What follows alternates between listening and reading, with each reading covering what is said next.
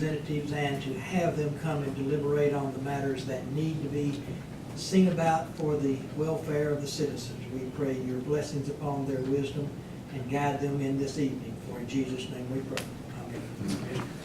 I pledge allegiance to the flag of the United States of America and to the republic for which it stands, one nation, under God, indivisible, with liberty and justice for all. Thank you, Mary Seaver.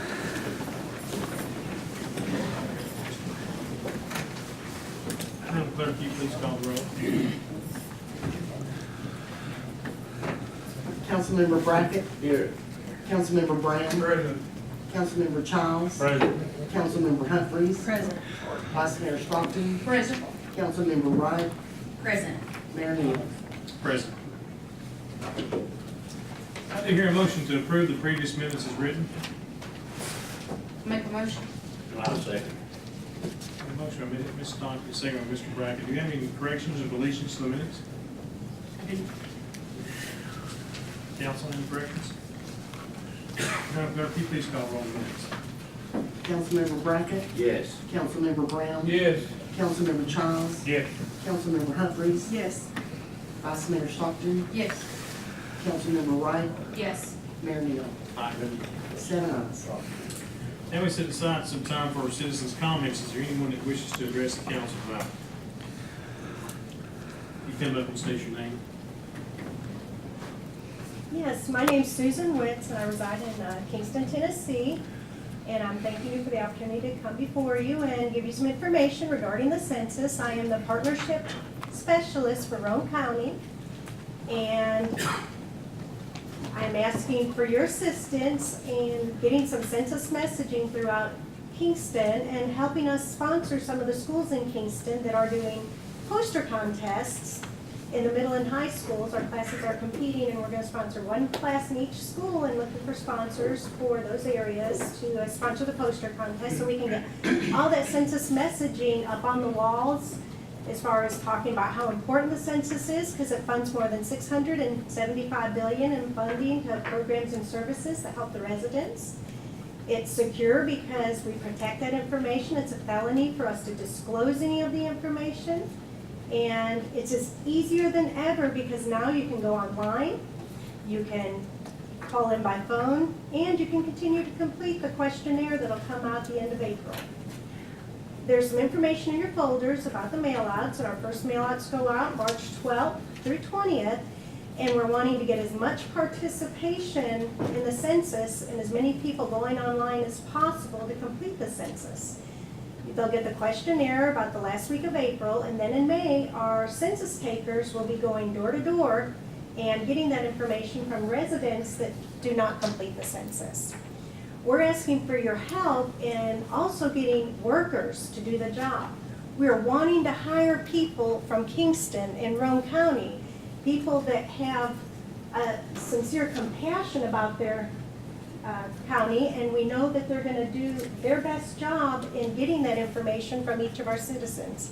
We started out with needing 525 applicants, and now we are needing 105. So we've come a long way. We were in the red in December, and in January we went into the yellow, and now we want to go green. And we need your help also in going green and getting that word out that we need as many people as possible that need employment, college students, teachers, retired individuals. The hours are flexible. The pay is $26 per hour, and it's 58 cents per mile. They can go on 2020census.gov/jobs to complete that application. And I want to introduce you to Sonny Hunter here. He is our Roane County recruiting specialist. So any questions that you have regarding applying for the census, please get with Sonny and get that information from him. Any questions about the census? No, we are well aware of how important the census is, especially to us right now as a town. Right. So we hope we And- can get enough people to help you out. Exactly. For it to be successful, it depends on everyone's participation. Thank you so much. I Thank you. appreciate it. Is there anyone else who wishes to address the council?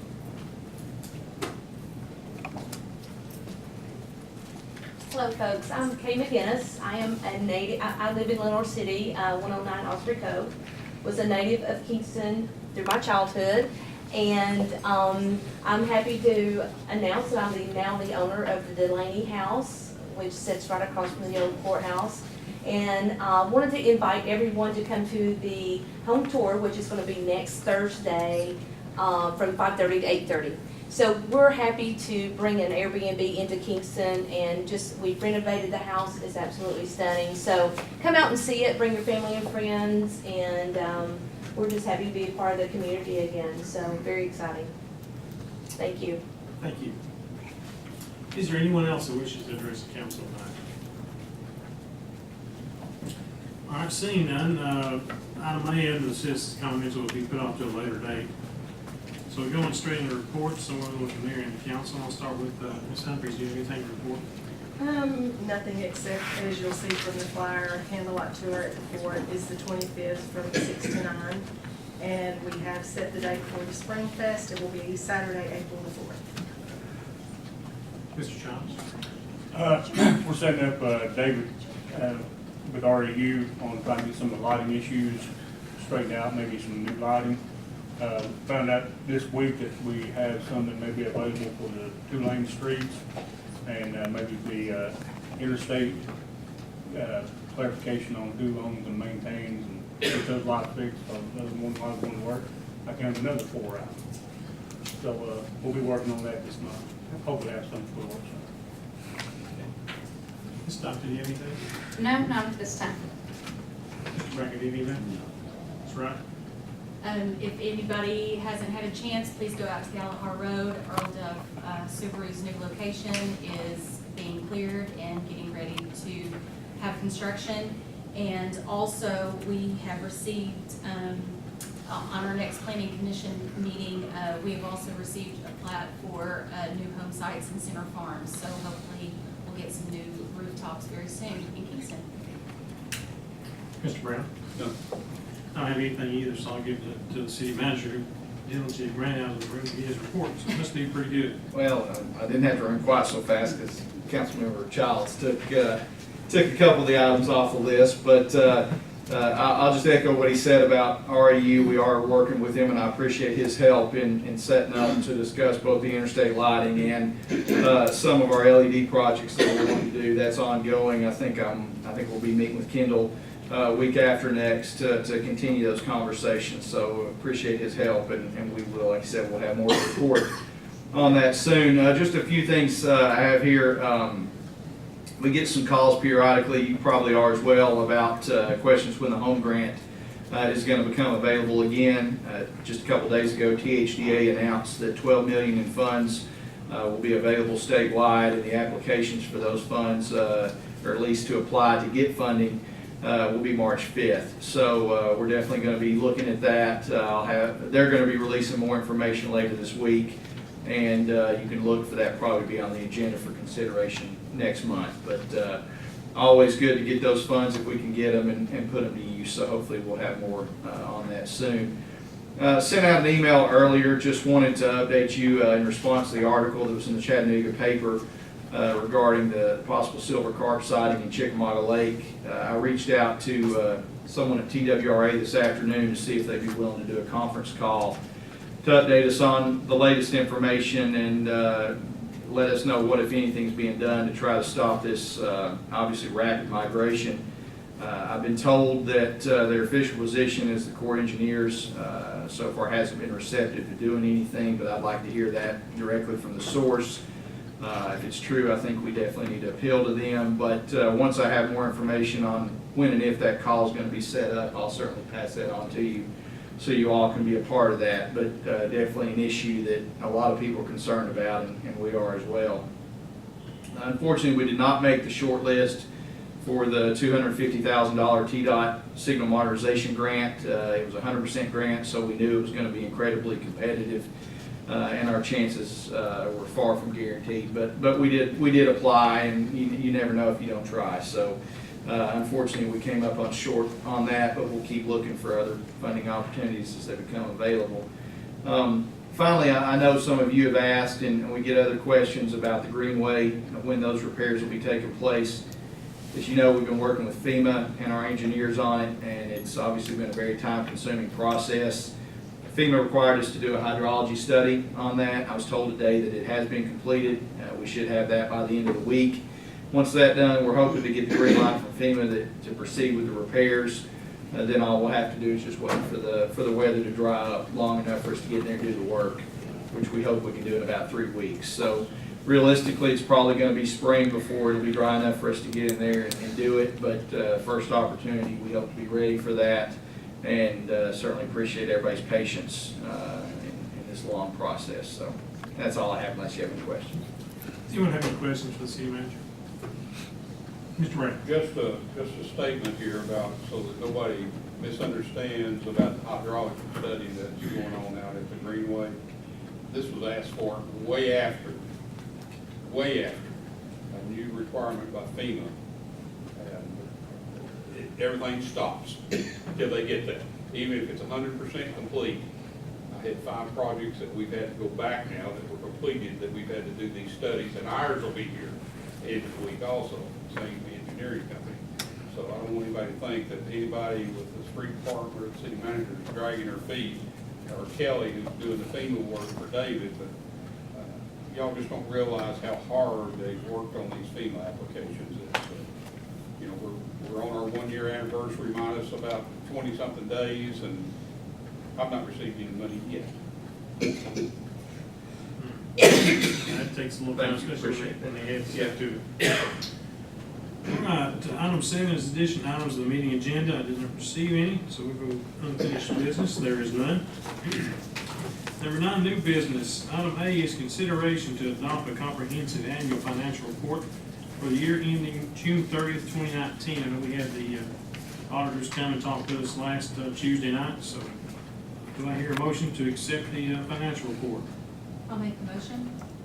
I'll second. Motion by Ms. Wright, second by Ms. Humphries. Ms. Wright, do you have anything to comment? I do not. Ms. Humphries? Council?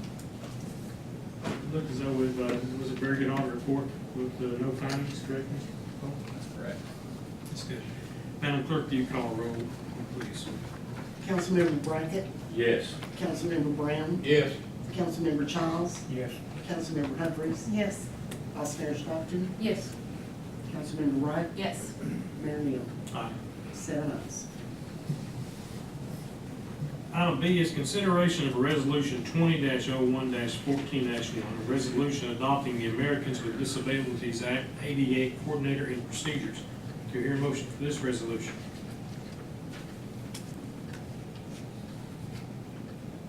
I'll make a motion.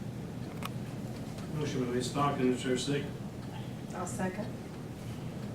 Second by Ms. Humphries. Ms. Stockton, do you have anything to comment? I do not. Ms. Humphries? Council? Madam Clerk, call the roll on that resolution 20-01-14-1. Councilmember Brackett, Yes. Councilmember Brown, Yes. Councilmember Childs, Yes. Councilmember Humphries, Yes.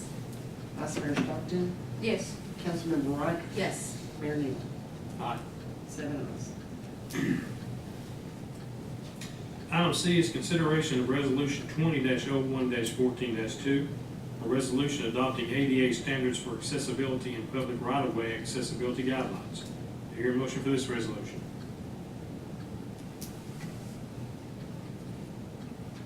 Make the motion. I'll second. Motion by Ms. Stockton, second by Ms. Wright. Ms. Stockton, any comments? Ms. Wright? Nothing, sir. Council? When we accept these, it's gonna cost us money. Continue, Mr. Brown. So we got to understand how it's coming. Madam Clerk, will you call the roll, please? Councilmember Brackett, Yes. Councilmember Brown, Yes. Councilmember Childs, Yes. Councilmember Humphries, Yes. Vice Mayor Stockton, Yes. Councilmember Wright, Yes. Mayor Neal. Aye. 7 ayes.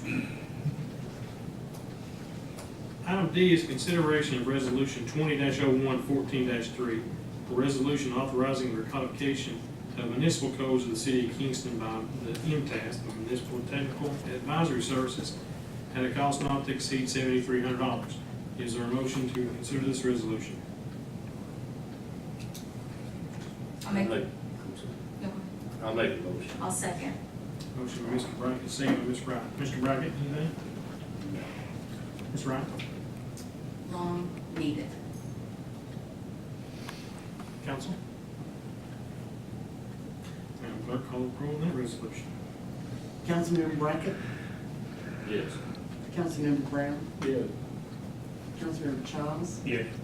Councilmember Humphries, Yes. Vice Mayor Stockton, Yes. Councilmember Wright, Yes. Mayor Neal. Aye. 7 ayes.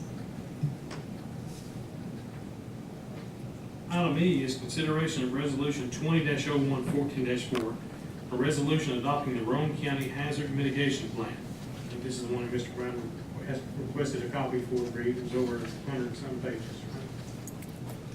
Do I hear a motion to accept this plan? I'll make a motion. Is there a second? I'll second. Motion by Mr. Childs, second by Ms. Humphries. Mr. Childs, do you have anything to add? No, sir. Ms. Humphries? No. Council?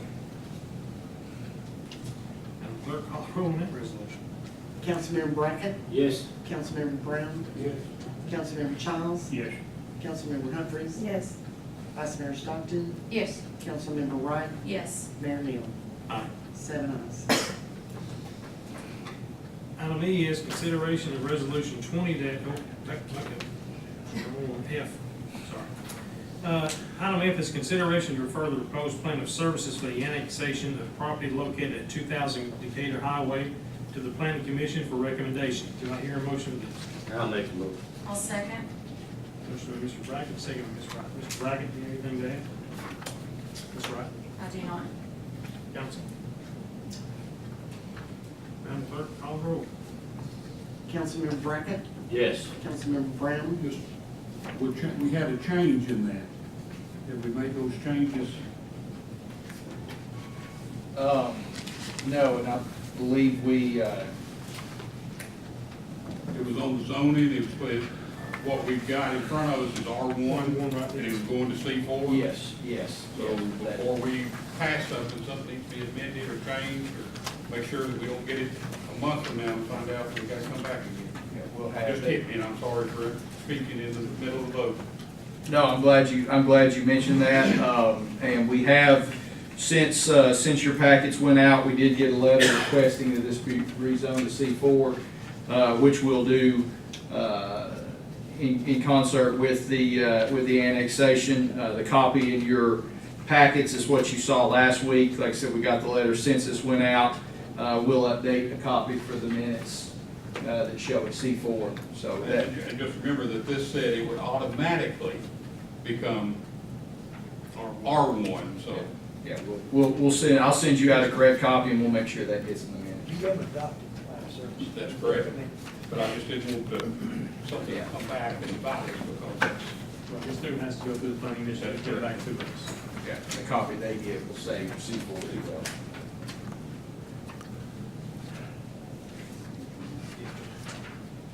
Councilmember Brown, Yes. Councilmember Childs, Yes. Councilmember Humphries, Yes. Vice Mayor Stockton, Yes. Councilmember Wright, Yes. Mayor Neal. Aye. 7 ayes. That being the end of the agenda, the city council meeting is adjourned. Now I'm going to call the order to the regular meeting of the Kingston Beer Board. Madam Clerk, you call the roll, please.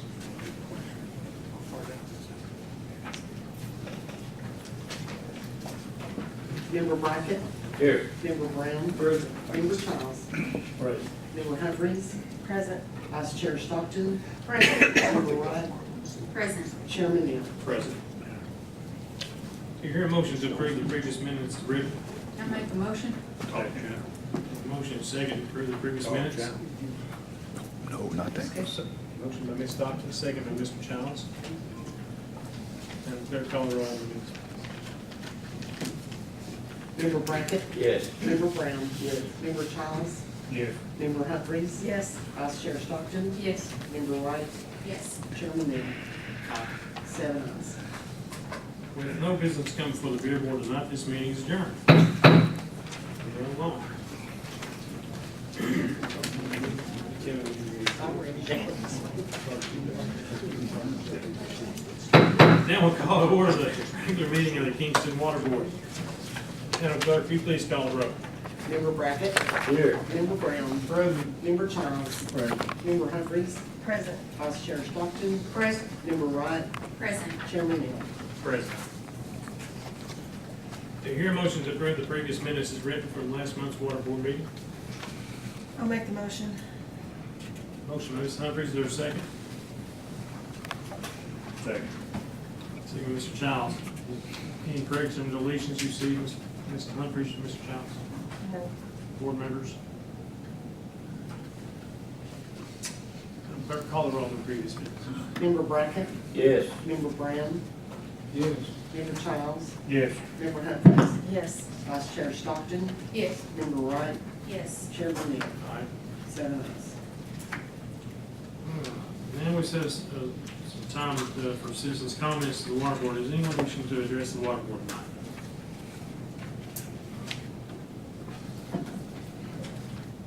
All right, seeing them, we'll go right into the Utility Director's report. Mr. Bowman. Thank you, Mr. Chairman. Just a couple of quick things in addition to my written report this month. The motor for the raw water pump, which we just recently purchased and installed, has gone out. We were fortunately able to determine that it was a manufacturer's defect. We pulled it, we sent it off to determine whether it needs to be repaired or replaced. Fortunately, it is still covered under warranty, although it said it could take months for that process to go through. We are in the process of arranging for a spare motor that we can use until we get that one back or get a new one to replace it. So just want to update you on that, and again, thank goodness for warranties. Met this morning with Bob Cresswell and Andrew Halcomb from Roane Central Utility.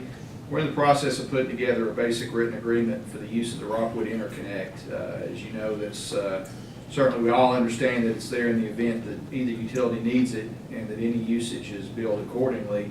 However, we don't seem to have that in writing, so Bob and I feel like it's important to have that, not just necessarily for us, but so future boards and management will understand that process and why that's there. So we're going to be working on that. I'll be forwarding it to Sandy to review, and then we'll be putting something on your agenda for approval.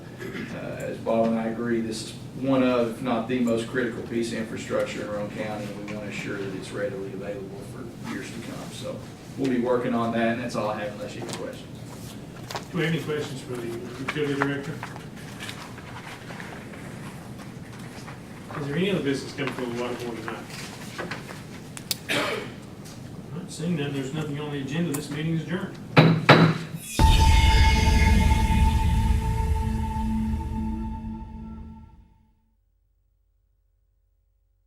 Honorable Chairman Randy Ellis presiding. God bless these United States, the great state of Tennessee, and this honorable meeting. At this time, Commissioner David Bell will lead us in prayer. Afterwards, please remain standing for the pledge of the American flag. All right, let's pray. Dear Father, thank you so much just for another day, Lord. I'm so grateful for the opportunity just to draw a breath this morning. And Lord, I ask that you forgive me personally for taking that for granted. As I see my two kids growing up faster than I want them to, I see my loved ones leaving me faster than I want them to. And Lord, I don't take enough time to think about how grateful I should be for the time that you've gave us, Lord. Just thank you so much for this gathering tonight. Be with us. Give us a spot in our heart to do the next right thing. Not doing it out of pride or doing it out of self-boasting, but doing it for the right thing and to do the right thing. Help us to examine these points that we're talking on. Be with the people here that are coming in here to be celebrated for their time. Lord, again, I have to say, most of all, thank you for your son, Jesus. Yes. If it wasn't for that, man, we would be a depressing world to live in. Lord, be with us. Thank you for everything. It's in your awesome son's name we ask these things. Amen. Amen. I pledge allegiance To the flag of the United States of America and to the republic for which it stands, one nation, under God, indivisible, with liberty and justice for all. Thank you. You may be seated. If you have a cell phone, please make sure you turn it down. Thank you.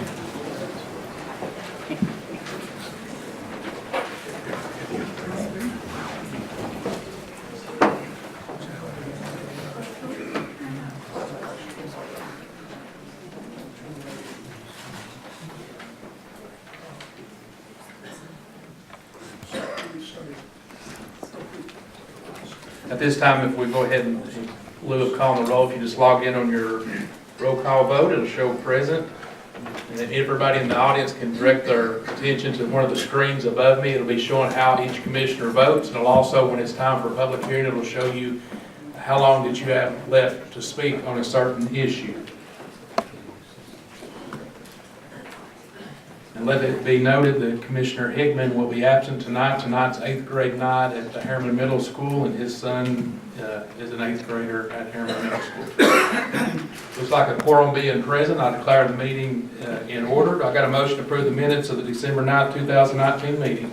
Motion by Commissioner Gann, second by Commissioner Meadows. Commissioner Gann. Commissioner Meadows. Any other commissioners would like to, any comment on approval of minutes of the December 9th, 2019 meeting?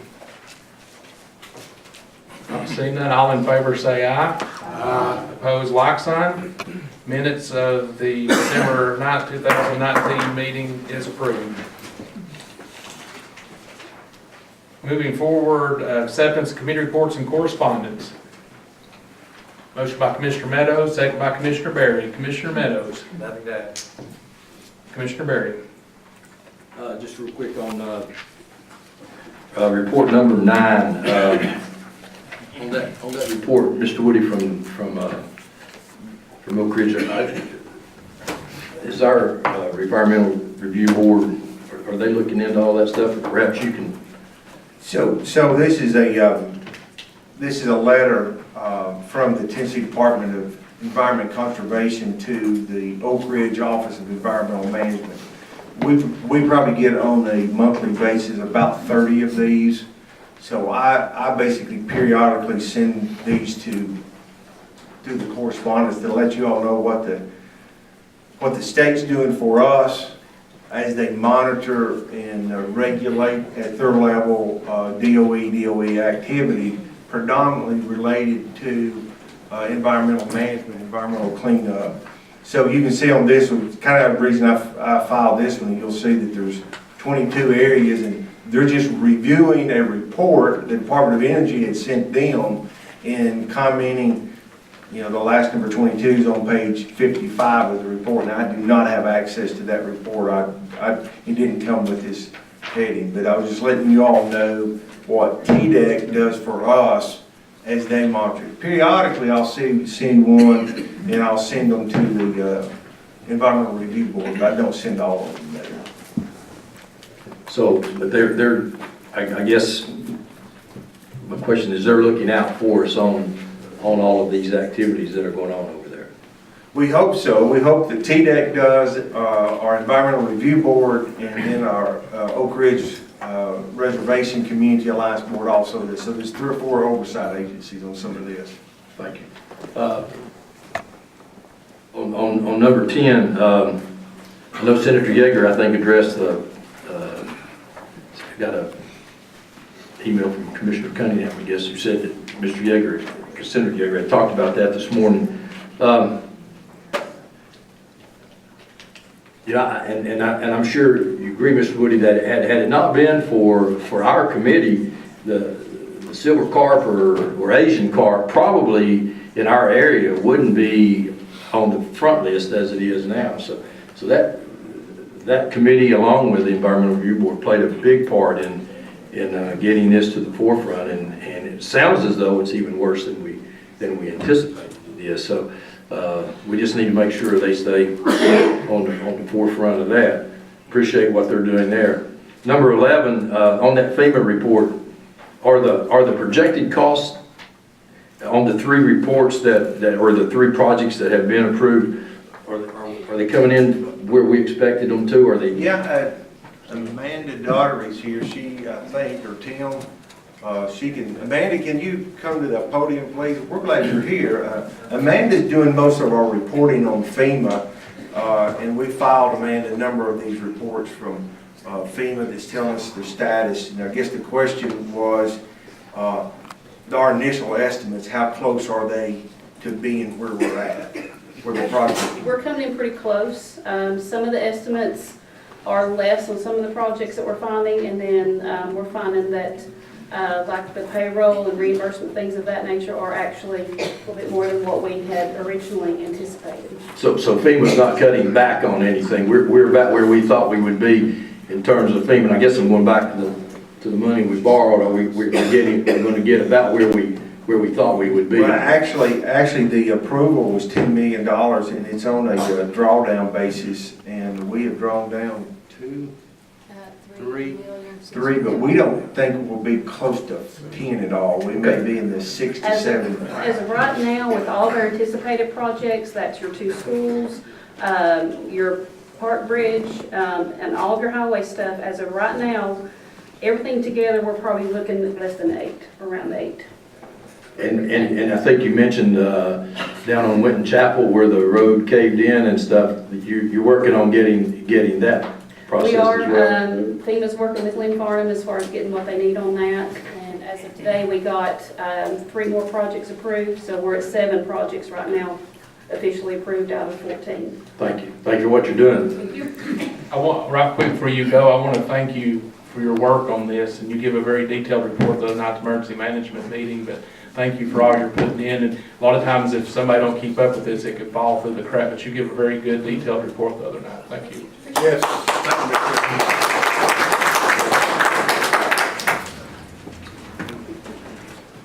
Is that all, Mr. Berry? Any more questions on the approval of committee reports and correspondence? Seeing none, all in favor say aye. Opposed, like sign. Committee reports and correspondence have been accepted.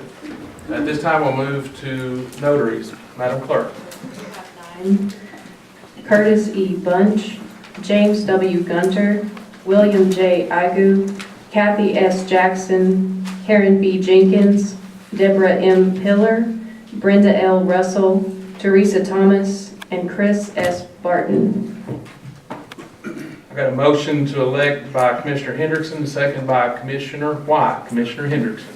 Appreciate your willingness to serve. Commissioner White. Nothing to add. Any other commissioners like to address the notaries that's before us? If not, we'll take a roll call vote on this since we are electing notaries. As everyone in the audience can direct their attention toward the screen, a lot of times it'll show who's voted and who's not, and who's made the motion and who made the second, and the vote's recorded. And as it shows, there's 14 yes and 0 no. The notaries have been elected. Moving forward, we're going to the part of the agenda, hearing the delegations. This is the opportunity for the citizens of Roane County to address your elected officials on the county commission. We ask that you step forward to the podium and you'll state your name and address. And if you can see on our screens on either sides, the commission has adopted rules that we give the people from the audience a 3-minute time period to speak. We ask that you please try to adhere within those 3 minutes. We know sometimes it's hard and we've got some issues that you want to get more time across, and we have leeway with that, but we just want to let you know that this is your time to address the commission. Any other time from this point forward, a commissioner would have to yield your time to you. And I want to go ahead and introduce this speaker because she's special to all of us. This is a former commissioner, Ms. Kelly. We want to welcome you back. Thank you. It's nice to be here and see you all. I'm Renee Kelly, and my address is 106 Oklahoma Avenue, and that's Oak Ridge. And I read in the Roane County News that there was going to be a resolution about disallowing refugees to come into our county. And I just wanted to point out some reasons why we should welcome the refugees. Because if you look at history, the people that have been refugees have ended up being productive members of our society, particularly if you look at the Vietnamese and the Cubans that have come as refugees. They make a bigger effort than the general immigrant to learn English skills. They also have a higher rate of employment, and of course, they stay longer because they have no option to return to where they're from because they've been seeking asylum or just as refugees. These people are running from out of desperation more than anything else because they're not comfortable with ISIS, and it's a Muslim nation, an Islamic nation or country that they come from, and they may be Islamic, but they don't see the caliphate, I think is what it's called, as beneficial to them, but more of a threat. And the more that they're desperate, the more likely they are to become radicalized. And that would mean that they would turn into ISIS members. And I'd like to point out that there are a few refugees that have run from political issues and religious issues, such as Albert Einstein. He came here, and look what all he did. There's also different things that they've invented, different refugees. Steve Jobs' father was a Syrian refugee, and without Steve Jobs, there would be no Apple. There also a man that invented a key ingredient to birth control pills. He was a refugee. Sriracha was also brought to us by refugees, as well as the man that invented a way to make donuts quicker. So refugees are good things. Thank you, Ms. Kelly, and it's always glad to have you back. You're welcome anytime. Thank you. Thank you. My name is Jinx Watson, and I live at 1220 Dogwood Drive, Kingston. And I'm here because I also read Friday's Roane County News about the Roane County and refugee situation. And I understand why some people might say we've got no room and no money, no time, no energy, no jobs, no interest in supporting newly arriving refugees. And we might be afraid of these strangers. And I think those thoughts come from earnest officials who believe they're protecting us as Roane County citizens. I also think that these people might be responding to the fear that's sort of been generated in our culture these days. I understand this, but I don't agree with it. First off, there's lots of different classifications. We've got immigrants, we've got refugees, we've got asylum seekers, and then we have undocumented people. Tonight we're just talking about the refugee group. The state of Tennessee has been accepting refugees for several years. Like in 2016, there were 2,000 of them that were in the state. In 2018, about 500 of them. In 2019, about 700. And these refugees are vetted by the United States government. They bear a very special status called refugee, and they are not illegal. They come from all over the world, like the Congo, Ukraine, Afghanistan, Latin America. They're forced to leave their homelands, their homes. They flee war, corrupt governments, religious and political persecution, violence, destruction. Governor Lee said some of the refugees he's met are the widows of translators we've been using over the last 18 years of war in the Middle East.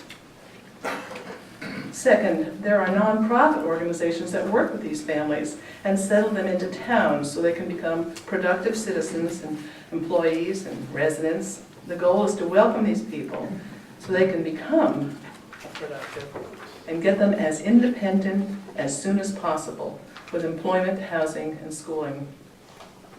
Most likely, our rural county will not be a place where refugees land, as the agency says they need public transportation to get to work.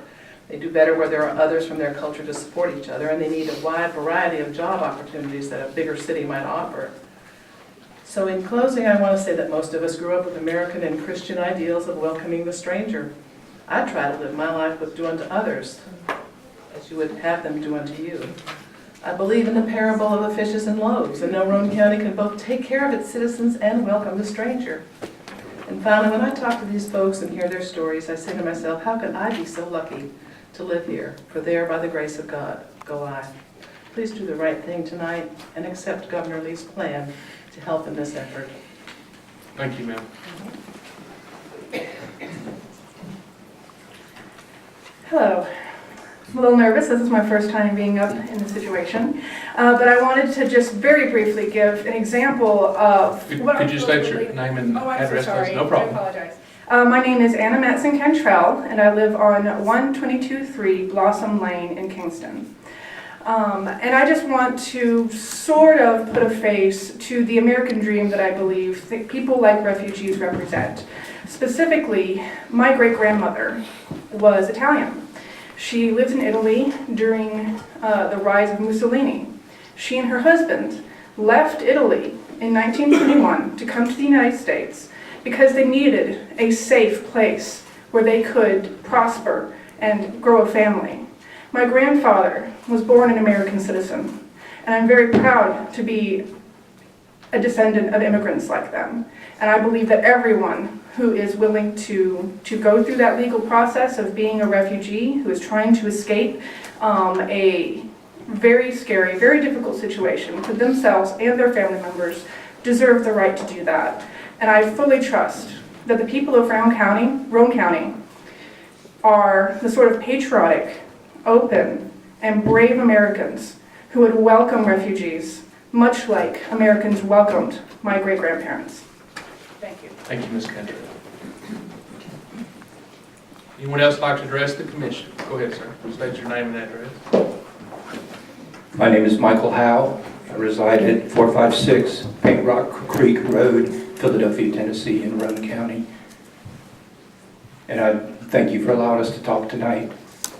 Your desire to protect our community and be a good shepherd of our resources is appreciated and understandable, but your fear is unfounded. Studies have shown that immigrants commit much less crime than the host communities that they participate in. As the number of refugees seeking asylum in this United States increases, we have not only a moral obligation to treat them with respect, but also a constitutional duty. I will remind you, our Constitution states all people within the jurisdiction of the United States are guaranteed due process. And our higher courts have affirmed that this does in fact mean all people, and that includes immigrants seeking a better life and refugees seeking safe asylum. There is also, fortunately, an economic benefit to accepting these immigrants. We are an aging population. Our birth rates are declining. If we seek to achieve the GDP growth promised by our current administration, we will need an influx of foreign workers. Our farms, factories, restaurants, and resorts will benefit from access to this increased labor pool.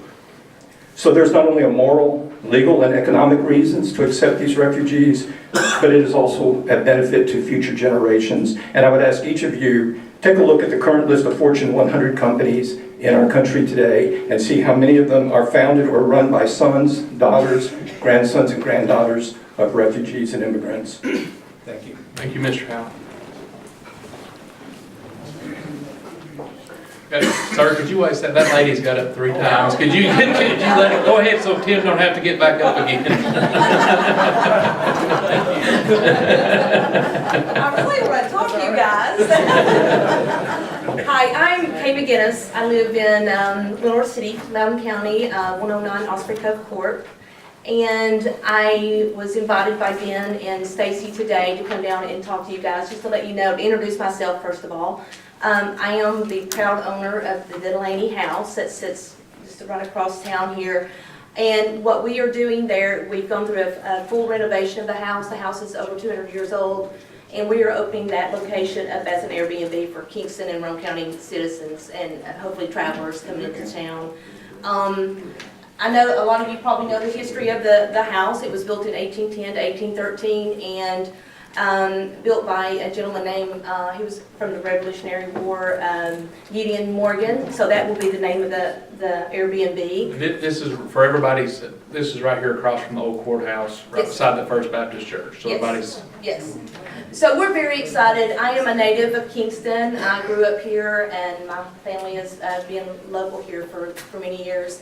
And I'm just excited about coming back into town and in this beautiful house, and really would like to open up that you guys, we're going to have an open house, a home tour on Thursday, this next Thursday from 5:30 to 8:30, and we would love for you guys to come and see what we've done with the house and tell your family and friends about it. So we look forward to that. is there any way you could email somebody that information about the open house? Yes. Get it to Ben? Can- Yeah. That way we'll get it out to It everybody? will be in the Roane County News Okay. on Friday, and also there'll be a big banner placed on the house tomorrow so that everybody will know that. So we really look forward to having everybody come in and take a look at what we've done. And we're just excited about the house having some longevity and for people to get to come in and see this place and how beautiful it is. It is a solid structure. It'll be here 200 years from now. And it's just beautiful. So we're very excited. Thank you, Ms. McGinnis. Now, sir, go right ahead. My name is Kirk Steele. My wife and I live at 402 Indigo Bunting in Harriman. We've lived here for 15 years, and I just wanted to speak again to, as some have already spoken about, the refugee resettlement resolution, and just reiterate how much I appreciate what has been said, because I agree with it wholeheartedly. And we just want to emphasize that I believe that lots of times our fear of refugees is totally unfounded. And I was looking at some statistics from the Department of Homeland Security about who these refugees are that have been coming into our country just in the last 2 or 3 years. And it's very interesting because it seems like about 43% of the refugees who have presented to the United States since 2016 have been children aged 0 to 17, 43%. And roughly 50% have been female. And about 60% of these arrivals were dependents, which means mostly women and children. So the idea that most refugees are violent young men is not substantiated by the documented statistics. These are people who are fleeing dire circumstances and looking for some opportunity to protect their families and give a life for their families. And certainly as Roane County citizens and as a county, we want to project an image of welcome to everybody who wants to live here, and that we have open hearts, and that we agree with Governor Lee that this is a humanitarian crisis, and he is deeply involved, and he's been involved in refugee resettlement and services for many years, predating his run for the governor. And his wife, Marie, is also involved with refugees in Nashville, women of Kurdish descent whose husbands were murdered because they were interpreters for the United States during the Iraq War. And so he has said, I will not turn my back on these people. And he believes there's a biblical mandate in his Christian faith, and I would agree for myself. The Bible speaks very strongly to our obligation to have open hearts and welcome our fellow brothers and sisters who are struggling, who need a helping hand. They can fit into our communities. Realistically speaking, the chances that any would actually end up here in Roane County are slim to none, because usually they go to the larger cities where there's services and also where there's a community already there. And so we could probably rest assured the resolution is not even necessary. As I understand it, a county has to take the initiative to say, yes, we want refugees in order to be considered a receiving community. And if we say nothing, then we're counted out. So the resolution is not even necessary. So let's not go that route. Let's give a good image for Roane County, for everyone who wants to come, that this is a place for everyone, and that race and creed and national origin don't matter. If you want to come here and you have a heart to work and to educate your children, we welcome you with open arms. Thank you. Thank you, Mr. Steele.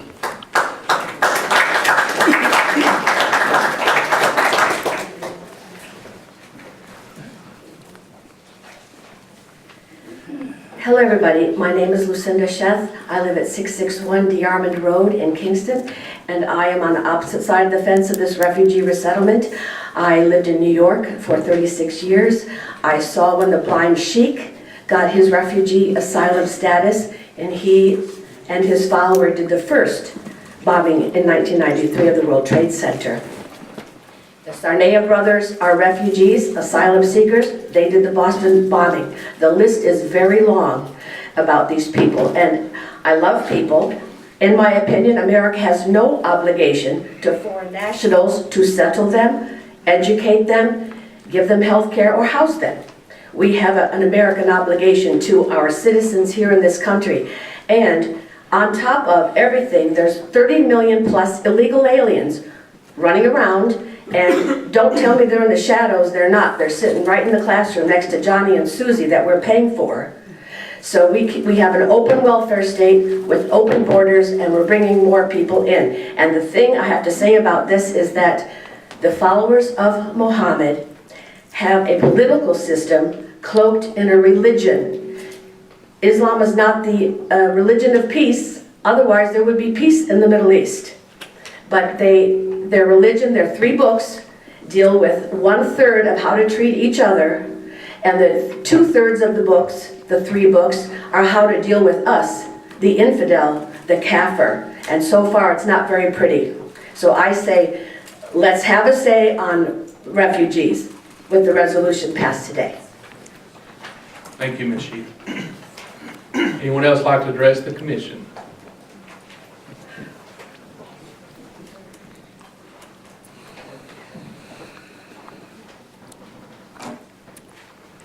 I am Jessie M. Jones. I am a resident in 115 Shady Lane, Midtown Heights, Harriman. I've come here tonight because I'm very disturbed that we would open our doors of America with so many Americans, and we're just being killed and shot down on every side. And it's not always our American people that's doing it. It's a little band of people that wants to destroy this word freedom. I'm concerned that we let people in because of this. I'll also remind you about the Manhattan Project at Oak Ridge. They come in here, they come in through, just go in the door. The first thing you know, they know everything in the world about us. They'll be able to run the place, take the place over, and we'll have to conform to their way of life instead of living under the freedom ban of In God We Trust and the way we've been raised. This is why we should respect that this is our homeland. We give our lands for the Manhattan Project. Farms was just give over that we might have freedom for ourselves and the world. And I'm asking you to consider very seriously not opening the doors for any more foreigners to come in here to be educated, to take the ground from under our feet. Thank you, ma'am.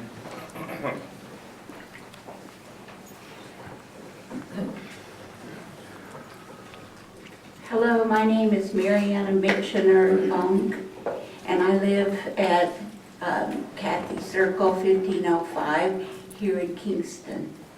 Last week I looked at the newspaper, and before I could even check myself, a wave of shame rolled over me that those of us who live in this county would keep out people who have suffered such ungodly things in their last 2 to 3 years. They've watched their sisters and mothers raped. They have watched their fathers and brothers killed. They have walked for heaven knows how long to America, only to be starved, beaten, and otherwise mistreated in our so-called camps at the border.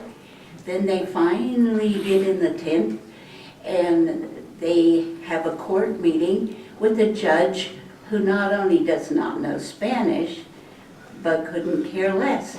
And after they tell their horrific tales, then they have to hear, okay, and you're denied. and so they have to go out and leave. That we could treat people this way when we have a tradition, all of us, Catholic, Christian, Jewish, to give a home to the stranger. It says that in 12 to 15 books of the Bible, that our duty on life is to feed the hungry and house the poor and be good and do justice to all. My own family came over in the 1600s. America would not want them. They were the poorest farmers that they could be. They were Huguenots, so they had been very naughty in their own home. They had been against the Queen, and they had fought for their own freedom, and in doing so, they had done very naughty things. But when they came to America, they started a farm, the country's #1 rated apple farm. They grew their corn, and they became the people, the next generation or two, that fought in the Revolutionary War and helped us to win our freedom. So please rethink shutting out people who need us and have suffered more than any of us have. Thank you. Thank you, ma'am. Anyone else like to address the commission? Go right ahead. My name is Eva Brown. I live at 180 Forest Road. And although I know some of these people are very well-meaning, they need to be educated as to exactly what is going on, what the refugee program is all about. First of all, how do these so-called refugees get here? Application. Refugees need to show a well-founded fear of persecution due to political view, membership in a racial, ethnic, religious, or social group. This definition has been so widely stretched that's essentially meaningless. For example, U.S. law declares that the China one-child policy... Ms. Brown, I don't want to interrupt you. Put that microphone up just a little bit. You're kind of loud. Thank you. The China one-child policy is considered a persecution based on a political view. Also, people can seek asylum in the U.S. for things such as domestic abuse, female genital mutilation, or even lack of services for the disabled. In other words, almost the entire population of every Muslim majority nation in the world is potentially eligible to come here and seek asylum or as a refugee. How are they chosen? 95% of the refugees coming to the U.S. are picked by the UN. The UN High Commissioner for Refugees, 95%. We have no control over where they come from or how many come here. They are selected, and then in the late 1900s, 1990s, just before the 9/11, the U.S. picked the majority of its own refugees and immigrants, but not anymore. In 1965, the immigration generally worked to benefit Americans, and that all changed when the Democrat politicians came up with a scheme to change the demographics. I was quiet when you were speaking. Of the U.S. Please address the chair, please. To change the favor of the demographics so that it favors the Democrat Party. The Immigration and Nationality Act of 1965, H.R. 2580, enacted in June 30th, 1968, aka known as the Hart-Celler Act, eliminated the concept of quotas that had been in place for decades. By removing quotas, this bill significantly and intentionally, in my opinion, transformed the demographic makeup of the U.S. forever. The new law changed the order of preference using visa categories to focus on family relationships with citizens or U.S. residents rather than skills that had previously taken precedence in the visa decisions. This is what opened the floodgates to the concept of chain migration. If this was a scheme by the Democrats, which I believe it was, now they could label those who oppose these efforts to diversifying America as racist or xenophobic, while importing generations of future voters from then on immediately. You could please bring your comments to conclusion, please. All right, let me just say that the refugee program is nothing more than, it serves as a charity, more or less, for third world countries. And it has become a multi-billion-dollar industry. The State Department awards, they have a huge network of contractors who are the ones that do the resettling. They are chosen by the State Department. They are paid so much per refugee that they bring into this country and resettle. And the refugees, once they are... Thank you, Ms. Brown. Thank you. I would like to finish my point. I'll give everyone ample time, and I'd let you go over just a little bit, Ms. Brown. Thank you. Thank you. Anyone else like to address the commission? Could you please step to the podium, sir, and state your name and address?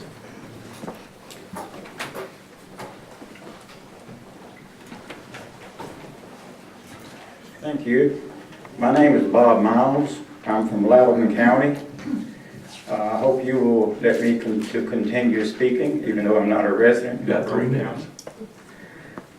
These people that will be coming over here are not the kind of people that came here back after World War II from Belgium and France and Italy. These people will be coming from Syria and Iraq. These people were raised by a religion that preaches the destruction of America. These people were raised by a religion to hate Americans. The Saudi Arabians that were vetted for the Naval Air Station in Pensacola, Florida, they were vetted, but one turned and killed 3 people. How are they going to vet these people to come over here and assimilate in our lifestyle? They cannot do it. I beg you to ask the people in Shelbyville, Tennessee, what they think of the many, many Somalians that were forced on them in their city. Ask the people in Nashville and Murfreesboro of the many Kurds that were forced on them. By the way, Nashville is fixing to build their 3rd mega mosque. And Chattanooga has 3. I went to a funeral in Chattanooga to memorialize that Marine that was killed down there by a guy that went to one of those mosques. Now, you've heard tonight how wonderful these people can do and what they can do for us and things like that. No, they will not. They will come over here, they will be given taxpayer money, and they won't assimilate. They will take handouts, and I'm just sorry to say that it's not what some of these people have told you tonight. Glenn Jacobs, county mayor of Knoxville, and Ken Cannon, the city mayor of Knoxville, wants these refugees. These rules state that if they go to Knox County or Knoxville, they can't be placed in Roane County. They can be placed within 50 to 100 miles from a county that wants them. They can be placed into a county that has not refused them. I'm telling you the truth. And my time is about up, and I have a whole lot more to say, but I beg you to pass this resolution like Loudoun County did. Loudoun County was the first county in Tennessee to do it. I would love for Roane County to be the second one. Thank you. Thank you, sir.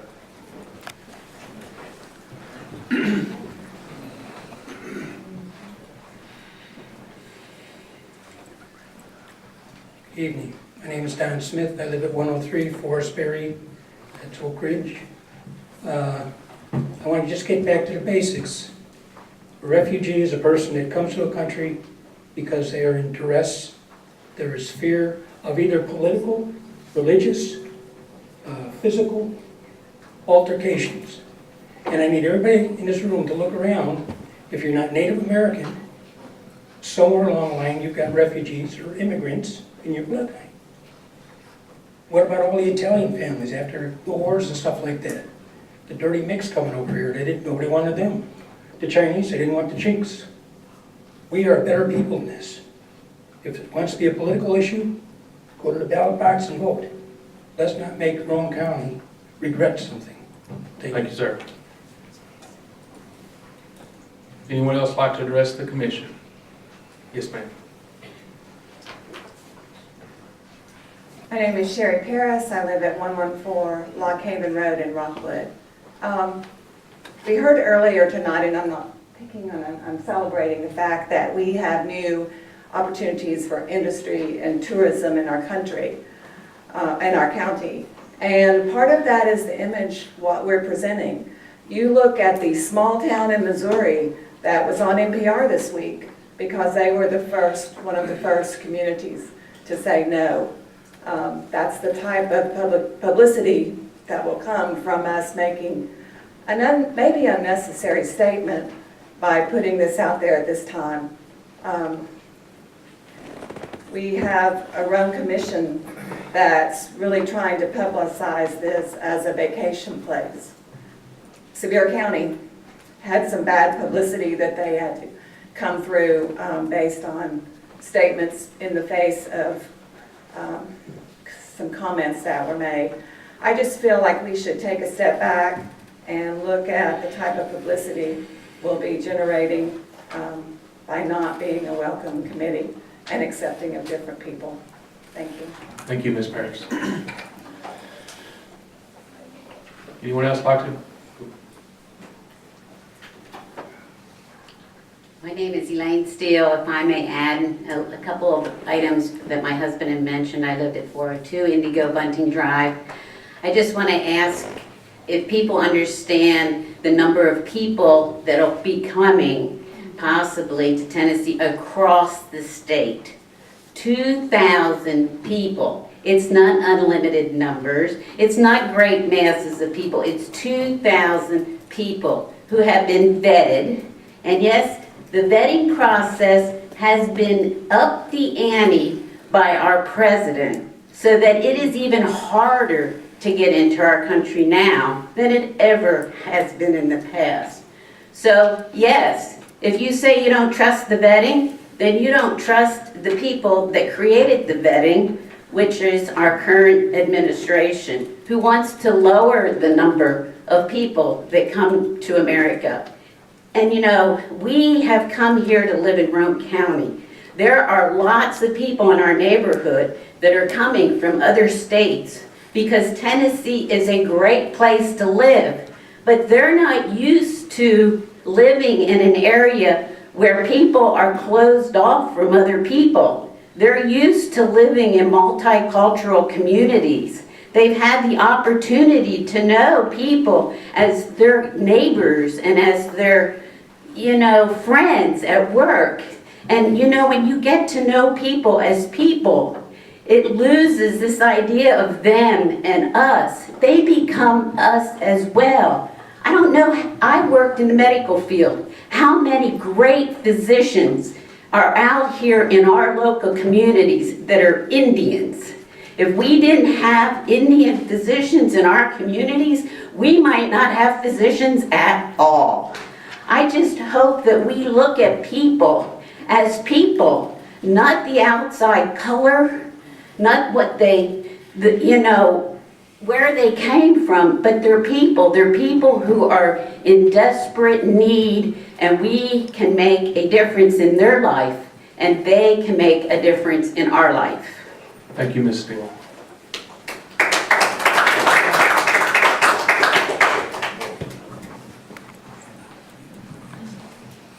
I'm going to make my statement brief, and it's extemporaneous. I apologize. My name's Liz Singley. I live at 179 Fars Road, and I'm a Presbyterian, and one of the songs that we sing is "Be not afraid, sing out for joy, Christ is risen, alleluia."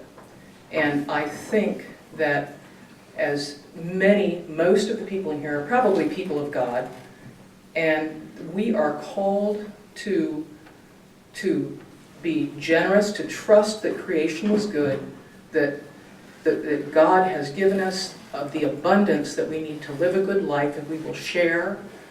And we are called to be fearless, to love fearlessly, and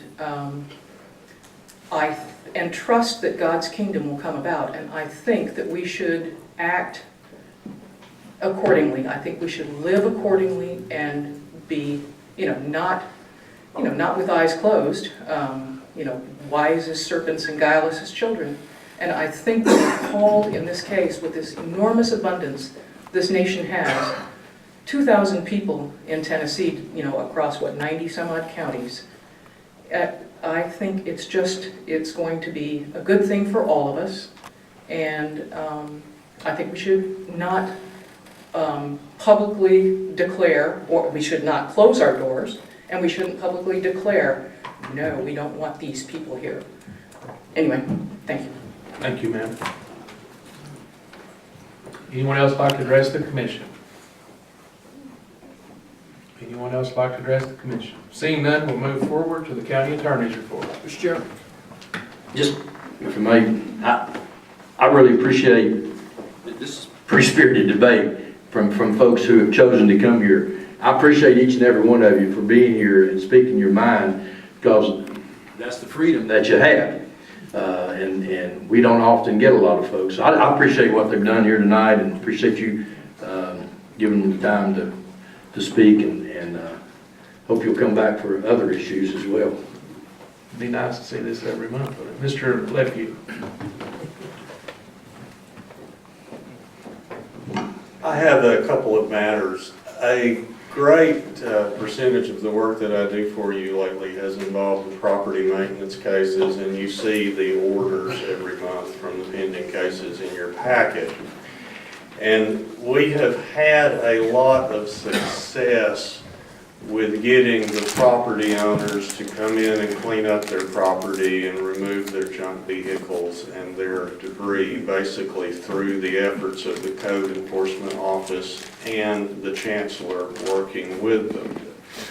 About the only time that we, as a governmental body, have had to go onto a piece of property and clean it up, haul off cars, or tear down houses, or when the owners of the property are dead and no estate has been opened, or we cannot locate the owners. And that has been rare. Based on what has happened in some recent cases in our court, I'm here to advise you that it appears that Roane County is going to have to take a more active role in cleaning up these properties. In the past, the Chancellor has basically put a jail sentence on these people if they don't comply with his orders to clean up their properties. And there have been situations where he has actually incarcerated people, and in order to get out of jail, they've got to make arrangements to get their properties cleaned up. That has not been happening in the recent cases that I have had in front of him. He is beginning to order the county to go in and clean up those properties rather than jailing the owners. So I anticipate that we're going to be incurring more expenses in cleaning up those properties. We have not to interrupt. This is the Chancellor. This is the Chancellor. Okay, thank you. We have one that was in court this past month that you'll probably get the order on in your packet next month. It's a junkyard, and an illegal junkyard that's on Casey Road that we have been dealing with for about 4 years. And he ordered the county to go in and clean up the property itself. So that's going to be one expensive one that we're going to have to deal with. So I see that our role is going to be changing as far as these properties where the people will not voluntarily comply with the court order. So I wanted to make you aware of that. Secondly, you have on your agenda tonight a property at 820 Dogtown Road that is an illegal junkyard. And I need to report to you that I have a conflict of interest in that particular case. The property owner that you will have to sue, I am already representing him in a lawsuit in Chancery Court against another private person. So you will have to hire outside counsel for that one case because I'm precluded from filing it since I'm already representing him. I regret having a conflict of interest because I know that costs the county money, and this is the first one that I've had, but I just wanted to make you aware of that. And that's resolution 12002, I believe? Yes, and it's for the one property on Dogtown Road. The remainder of the properties, I can pursue those for you. That is all I have tonight. In case there are any questions, I'll be happy to answer them. Mr. Moore, then Mr. Meadows. So when we cleaned up the process that we're going to try to do, then we file a lien on that property to recover our investment. We file a lien on the property, and then if the lien doesn't get paid, it can be added to the property tax bill and collected at a tax sale, or we can obtain an order to have a separate sale just for that one piece of property. Mr. Meadows. Mr. Moore pretty much asked the same question I was going to. I guess we could sue them in court and get a judgment and execute the judgment as well? Yes, we can do that. Okay. Any other questions? Mr. Barry.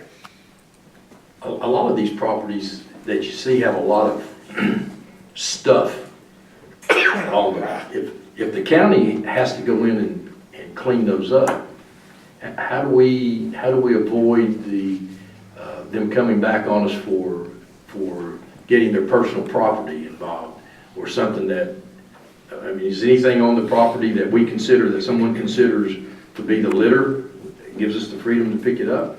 Well, first of all, we have to sue them, and then we get a court order, and we have authority from the court to go in and pick it up. We have honored their due process rights by giving them the opportunity to have a day in court to say, no, this isn't in violation, or no, this serves a useful purpose, it's not junk. So we don't do anything until we have given them an opportunity to come to court and defend if they choose to do so. So all those bags that are out there, they need to clean and get what there's personal, and then the rest of it, we have the authority through the courts to pick up and dispose. We get the authority through the court, yes.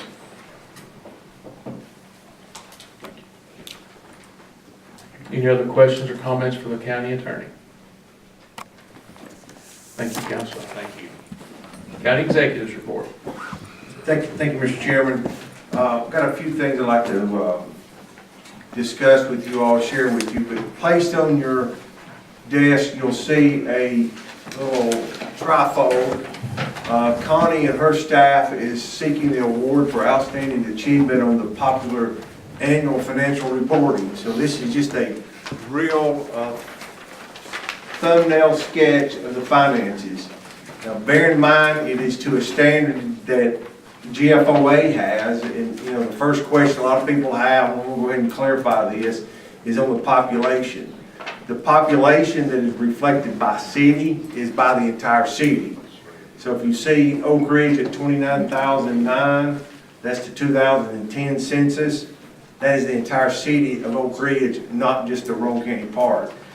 If you try to do a search now on how many citizens in Oak Ridge live in Roane County, that's something we can't find. The last couple of times I did it, I cannot even find that census data. So we have our census lady here in a few minutes that may be able to help explain some of that to us. But it's kind of, you know, we have Oak Ridge that's in 2 cities. You have Oliver Springs that's in 3 cities. So these are the city populations, not just those in Roane County.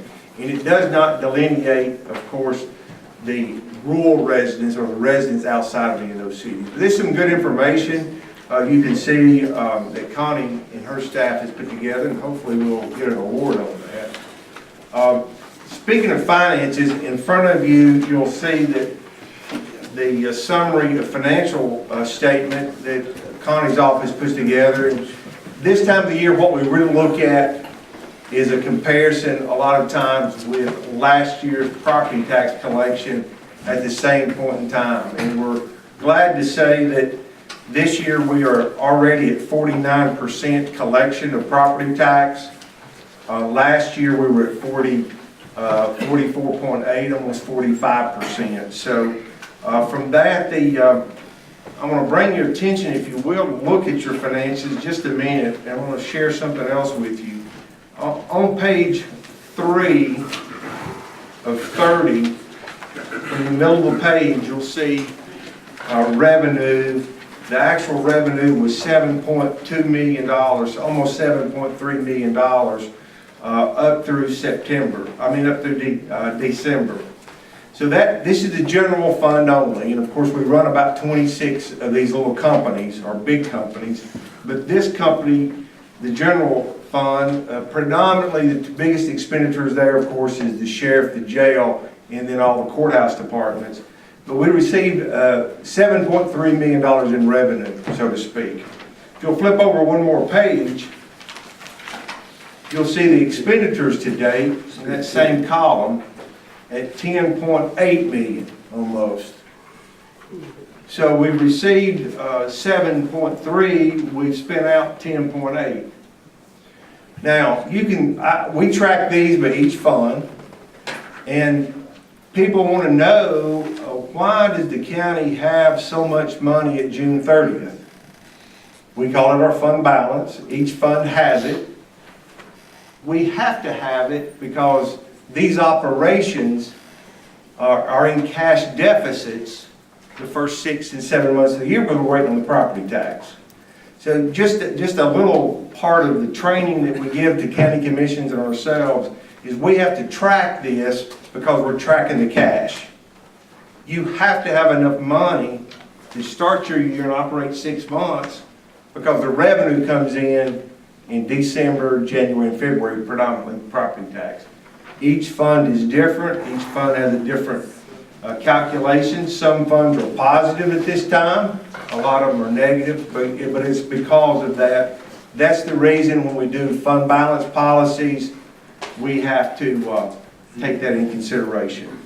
I was flipping on over to another one. The schools right now, they have a large fund balance, but as a percentage of their budget is small. But right now, if you're looking at this being a profit loss, they've got a $4.3 million profit. That's one reason that the cash fund balance that they start with is basically about what the general fund starts with, even though their budget may be 60 million and ours may be 18 million. It's because we have to manage the cash at each fund level.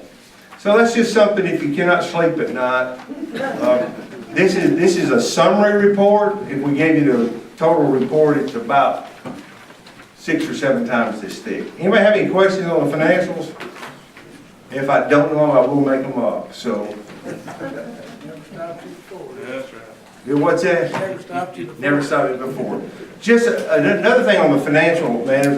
Connie and I were on a conference call. You already said that was it. Pardon? I said you already said that was it. That was just it for this one.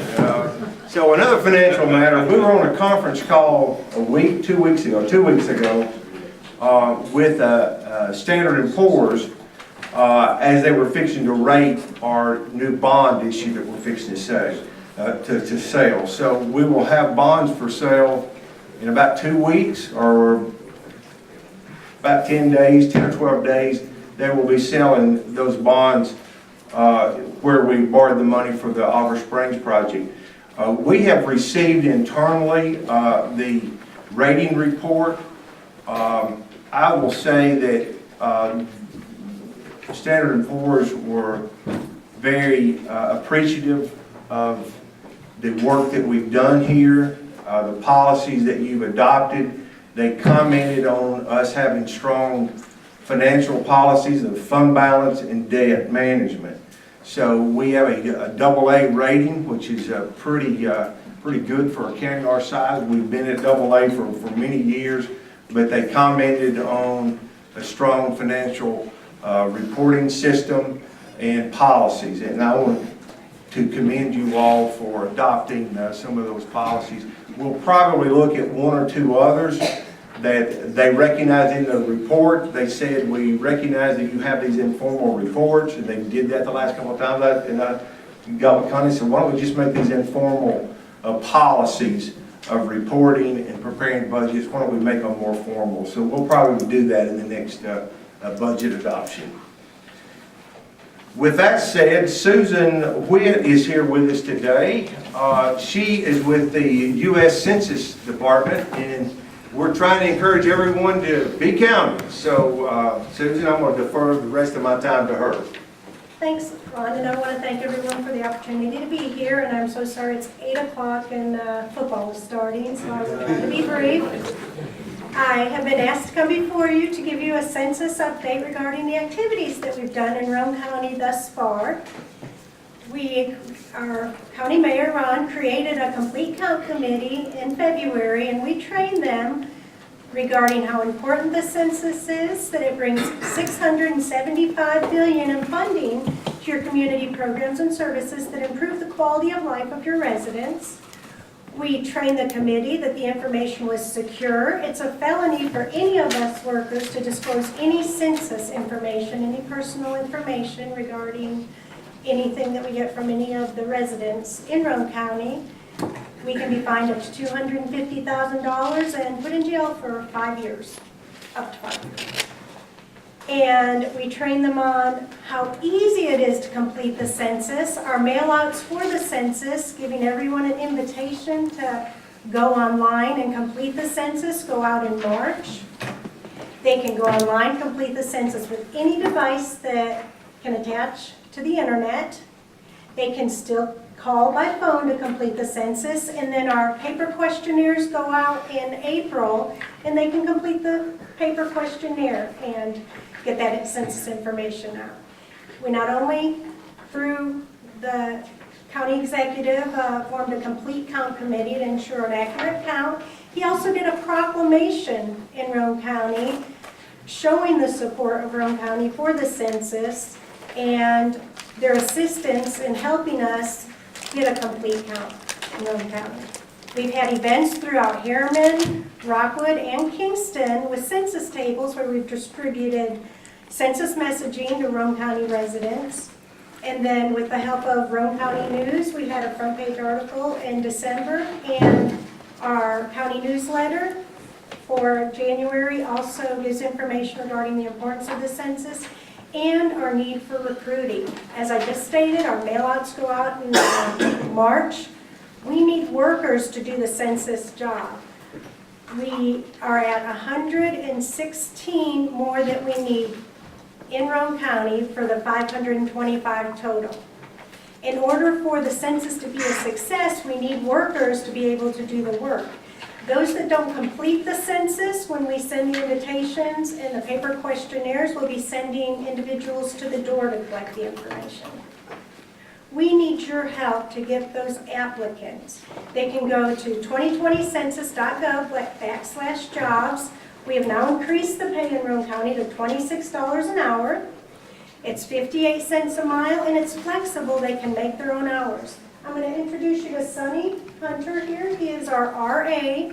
He is our recruiting specialist for Roane County. If you have any questions regarding the application process, background checks, and actual numbers as far as where we are regarding our recruiting, we can give you that information.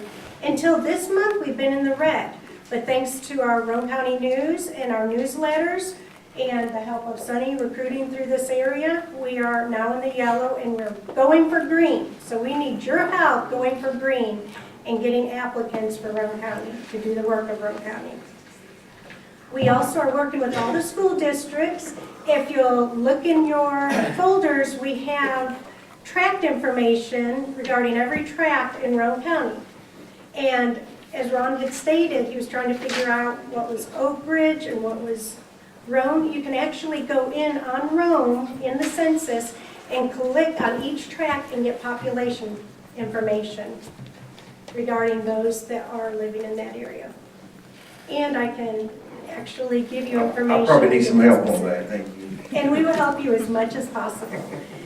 And we are working with each of the school districts. We need your help in sponsoring schools in your district. We're asking our commissioners, our city council members, our business leaders in this community to help sponsor schools in your districts. Our middle and high schools are going to be doing poster contests against each class. In the winners of each class, they're going to have a pizza party. These posters are not only going to be put up at the schools, but throughout Roane County to promote the census and to motivate people to respond to the census. And it's about a $20, $25 investment, but we need your help in getting sponsors and getting these pizza parties for these classes that are actually winning in your Roane County schools. In order for the 2020 census to be successful, it's going to take everyone's participation. And I've included a Shape the Road flyer in your folders, and it gives you an outline of what we've done and what we need to continue doing. We've met with our city manager in Kingston, our city administrator in Rockwood. Rockwood has the highest low response scores, over 20%. And so we're focusing some efforts, especially in Rockwood, to try and get self-response in Rockwood and recoup that funding that we've lost over the last 10 years. Also in your folders, information on our children under 5. We missed 1 million kids last year. Well, not last year, last census, in 2010. That's millions of dollars in programs and services that we need to get back for the next 10 years. So we need to get the message out on how important it is to complete the census, and don't forget the kids. Don't forget the babies in the hospital. Don't forget your children that might be in foster care or living with grandparents. If they are in your home, whether it be your grandchildren, nieces, nephews, or Uncle George, if they are in your home on April 1st, count them on your census. We want to keep that funding and those dollars in Roane County. And it's going to take all of us to do the work of the census. Any questions? Just in case you're wondering about that pay, commissioners, you can't be employed by the census as an elected official, so that Mr. Barry. Sure. So we have 78 days till April the 1st. Yes. And that's the big day.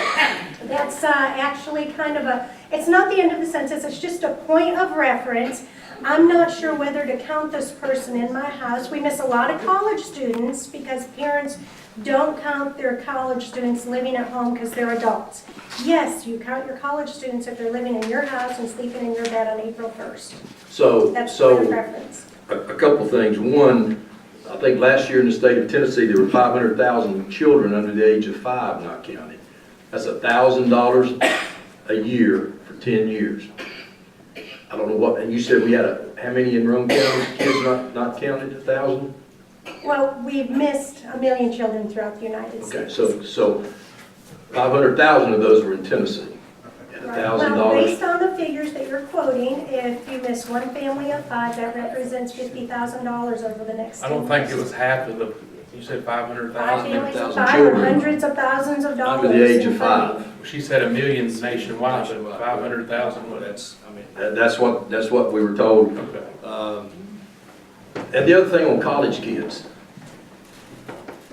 as I understand it, if you put that your college youngster is in Knoxville going to school, then Knox County gets that money. Right, exactly.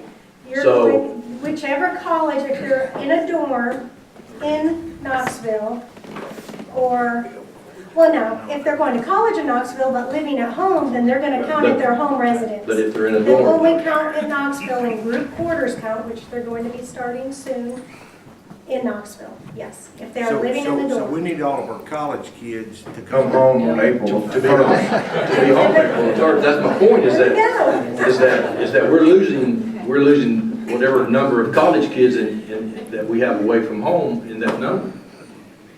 If they're living in the dorms. Right. Now, if they're living at home, they will. So what happens if those parents don't understand that if they're living in a dorm and count them as living at home? Well, in September, they'll actually be bringing all the information together. If we have any duplication, it'll be weeded out before it's put on the president's desk on December 31st. Okay, so we have a really good plan then between now and April the 1st to make sure that we, because I haven't heard anything in Rockwood. Yes, we do. In fact, the city manager in Kingston is going to, we sent him information. He's going to choose what is going to go in our utility bills, but there are going to be inserts in all of the utility bills that go to all the residents that have electricity throughout Roane County. And Now that's Kingston. that's our Kingston city manager. Our Roane County administrator, they're doing similar inserts, not only in the utility bills, but they're also doing it in the vehicle registration, and so is Kingston in their. So is RU on board with that as well? Yes, Good, I good. have Okay, very actually supplied them with materials. And any information that you can get across in our roadmap, it talks about newsletters, websites, Facebook, utility bills, chat rooms, anywhere that you can get census messaging, put it on there and get that message out that the census is important, it is secure, and it's easier than ever now to complete the census. We need your help in doing that. Very good. Thank you, Ms. Mayor. Anybody else? Questions? Go ahead, Ms. Wood. Thank you for the information. I was sitting here wondering about the homes. Who counts the homes? That'll be covered in our group quarters count, and again, that's why we need our 116 people in Roane County to go online and apply today, 2020census.gov/jobs, because that is part of what is going to be going on now through April is our group quarters, where we're going to be counting the homeless, soup kitchens, dormitories, nursing homes, any facilities that actually house people will be part of our group quarters count. And then starting in May is when our census takers start going to the doors within a 5-mile radius of their home, and further if they're willing to go, to get that census information from our residents. And we want it to be our Roane County citizens that apply for these jobs because they have a vested interest in the outcome. We want them going to the homes and getting that census information because it's people each of us know. They know their areas, the safety of their areas, and they want to keep that money in Roane County as well. Any more questions for Ms. Witt? And I do have posters available for anyone that would like to have a poster, a census messaging poster. I will leave them in our city mayor's office, in our county mayor's office, and you can go there and collect the posters to distribute all over Roane County and every building, businesses, organizations, agencies. We're asking all of you, come get these posters and put them up where there's a lot of foot traffic and people can see how important it is for them to complete the census. Thank you, Ms. Witt. My pleasure, thank you. Still under the county executive's report, Mr. Woody. Anyone have any questions for me? Thank you, Mr. Woody. Thank you. Move along, we have resolution under zoning resolutions, resolution 012010, resolution of the Roane County Planning Commission recommending action of the Roane County Legislative Body on a resolution amending the Roane County zoning map as requested by Eckerd Halscher. I'm sure I've not pronounced that right, on Paint Rock Road from OI to R1.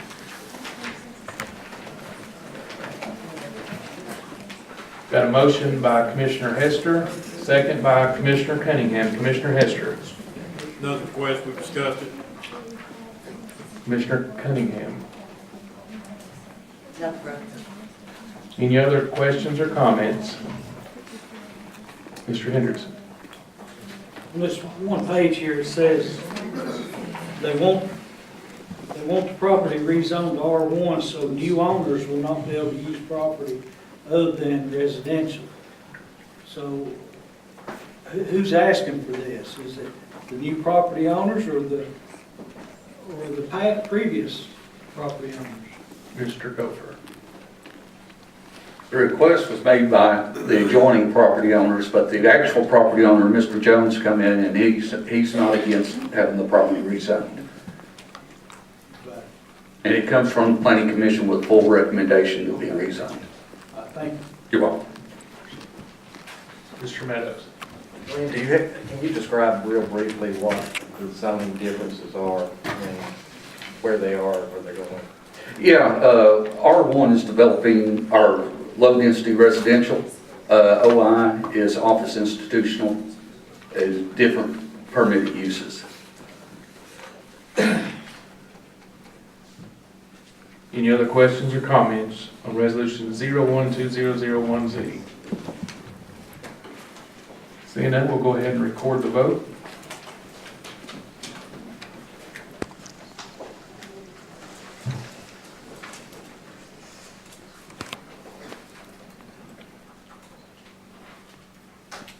Resolution 012001Z is adopted.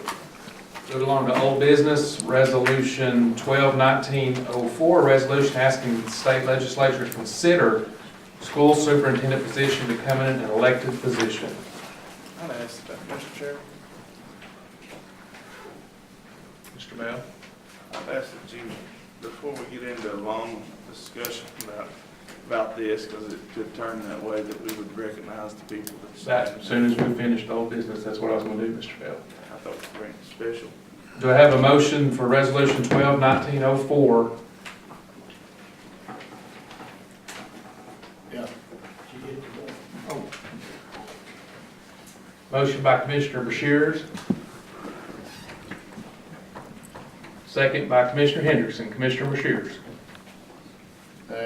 When I was running for election, about 90% of the people asked me why we don't do this, because elected officials, they have a chance to do what they're supposed to do as a school superintendent. If they're under the control of the school board can control them instead of the people controlling the school. The people want to vote for their person that they want to be there, and that's the reason this resolution was brought up. Commissioner Hendrickson. Nothing further, so let's vote. Any other questions or comments on the resolution? And just right before we vote, this is just a recommendation to the legislature. This don't mean that there's going to be elected school superintendents going forward. This is just a recommendation to the legislature, encouraging for us to go back to an elected superintendent of schools. So everyone's clear about that. Nothing binding, just a recommendation. Seeing then, we'll go ahead and take the vote.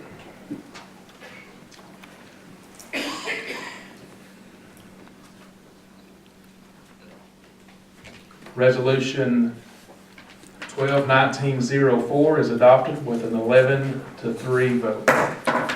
Now, without objection, I would like to, without objection from the commission, I'd like to move resolution 012003 and I'll get these straight tonight somehow, 012004 to the first of new business. Objection, so we'll take up resolution 012003, a resolution honoring William Bill Golston Jr. Motion by Commissioner Hendrickson. Second by Commissioner Bashirs. Commissioner Hendrickson. I just appreciate everybody supporting this. Bill Golston was a very good and honorable man. And I wish we would do more of these while they're still with us. That's all I have. Commissioner Bashirs.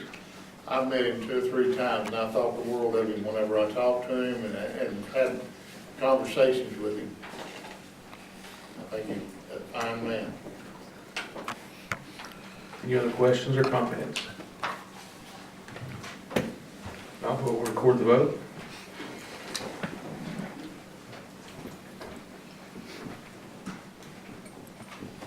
Resolution 012003 is adopted. If the family could come forward here to accept the resolution that's here.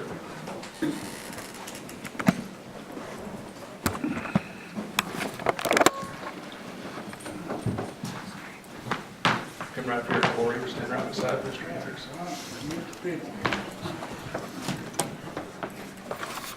Resolution honoring William Bill Golston Jr., whereas he was of the Baptist faith, and whereas he was a member of Southgate and Sonic Lodge, 569 32nd degree Mason. And whereas he owned and operated Ghostin's Record Service in Harriman for over 40 years, he was named Tow Man of the Year for saving a life. And whereas he was a former police officer for City of Rockwood and Harriman Police Department, where he served Assistant Chief, and now therefore be resolved, the Roane County Commission does hereby honor William B. Ghostin Jr.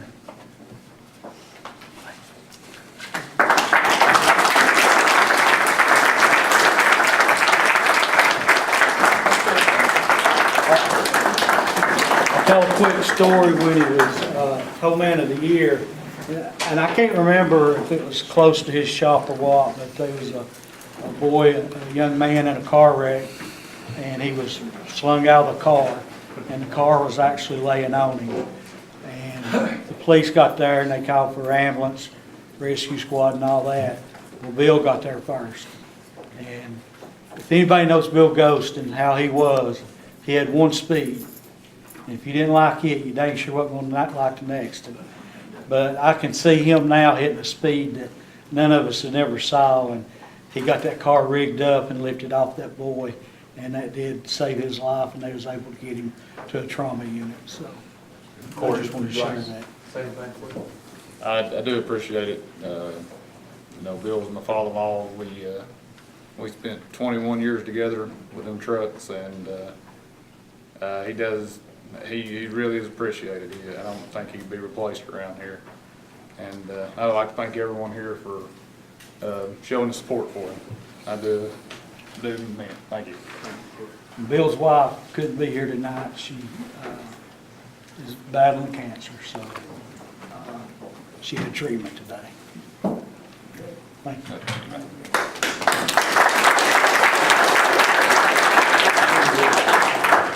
Just stay right there, Commissioner. Resolution 012004, resolution honoring the services of Keith Howe.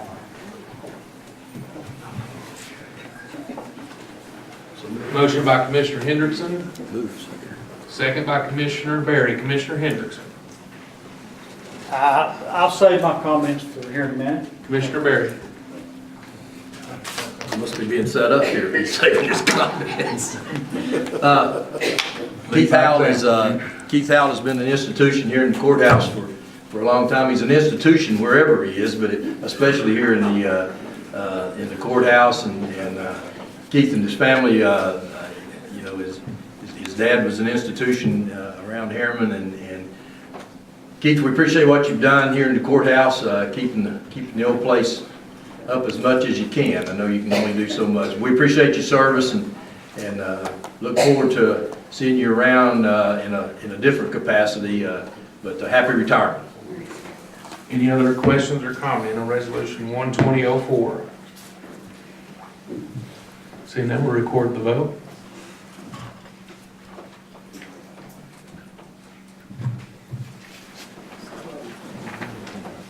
Resolution 12004 is adopted. Keith, Miss Dee Dee, you come on up here. And the family, if you want to come.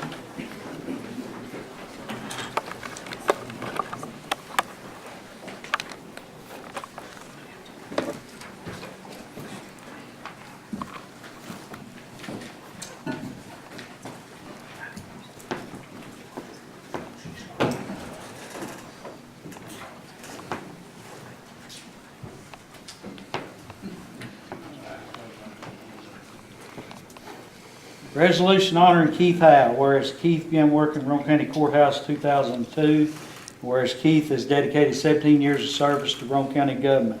And now therefore be resolved that the Roane County Commission does hereby honor and thank Keith Howe for his service to Roane County.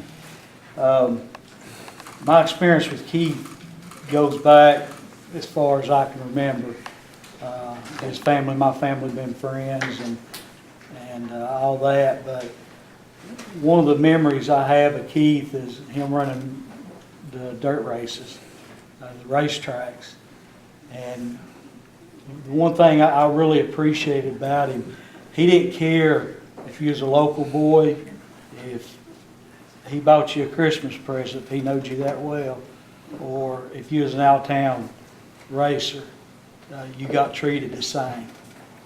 And that's the way he treated us, and I greatly appreciate that and respect that out of him. And thank you for being a good friend. Thank you, brother. Appreciate you.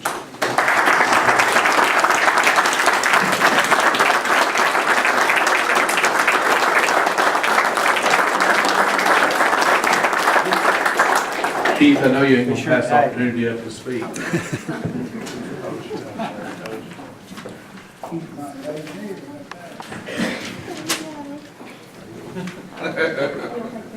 Yeah, I'll take one drink with all of it. Keith, would you like to say a few words? I want to thank everybody for this opportunity to be here, and thank for everybody letting me work here. And met a lot of good friends, most of them. But thank you for everything that y'all done. So when's the working gonna start? I'll go back to work sometime. Mr. Chairman, I think he was trying to beat me to see who turned their paperwork in first. Mine was December the 31st. Good to know you, Brother Keith. You too, brother. Thank you.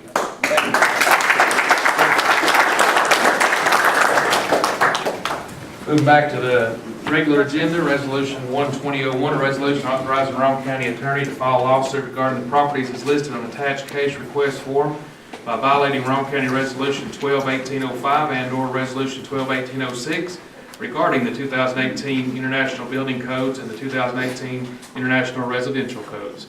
Motion by Commissioner Meadows, second by Commissioner White. Commissioner Meadows. I'd like to yield to Mr. Topher in case he would like to add anything to these cases, but the pictures speak for themselves. Mr. Cofer. I think Mr. Meadows said it pretty well. The pictures should speak for themselves. Mr. Meadows. Commissioner White. I have nothing to add, sir. Any more questions or comments on 12001?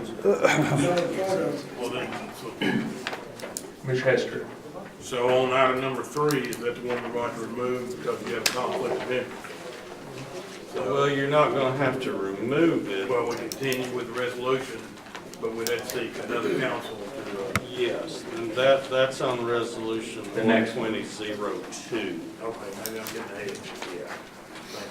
I'm good with the first one. Any other questions or comments? Not, we'll take the vote.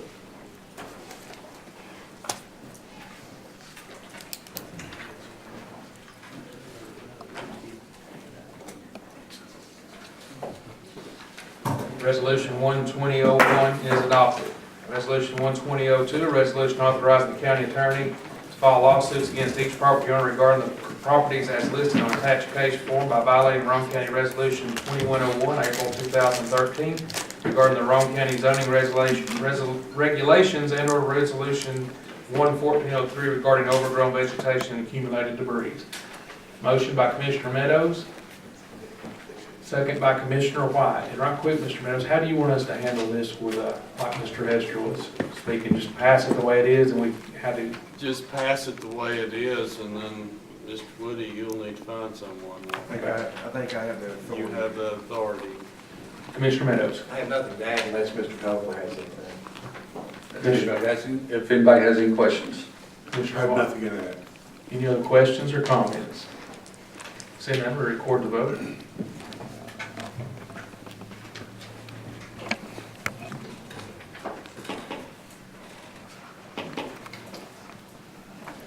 Resolution 12002 is adopted. Thank you, Mr. Cofer. Thank you. Resolution 12005, a resolution to name a bridge on Highway 27 in honor of David Courier.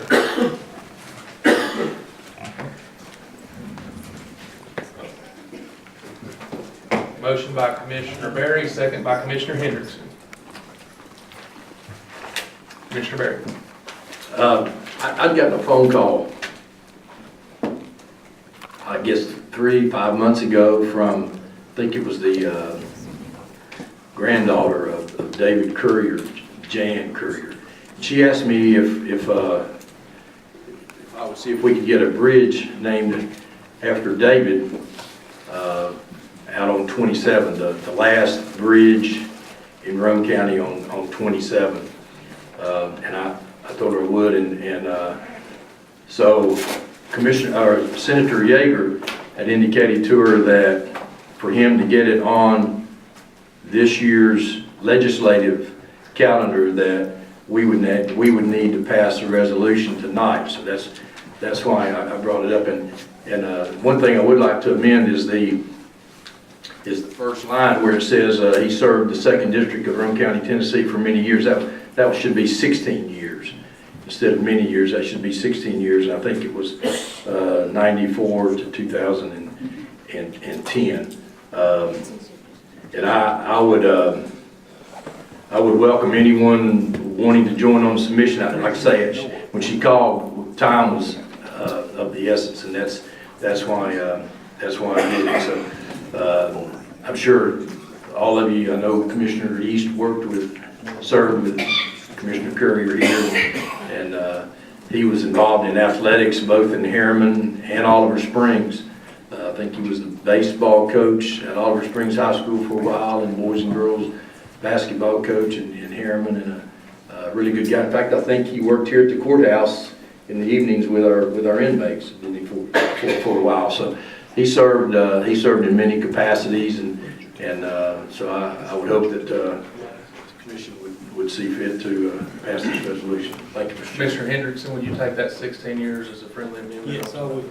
Okay. Mr. Hendrickson, you have any question or comment? Barry pretty well covered everything, so we'll let it go with that. He was a very good commissioner. Right quick, if the commission's okay with it, and I'm not touching that with my foot, by the way, so you're watching that screen.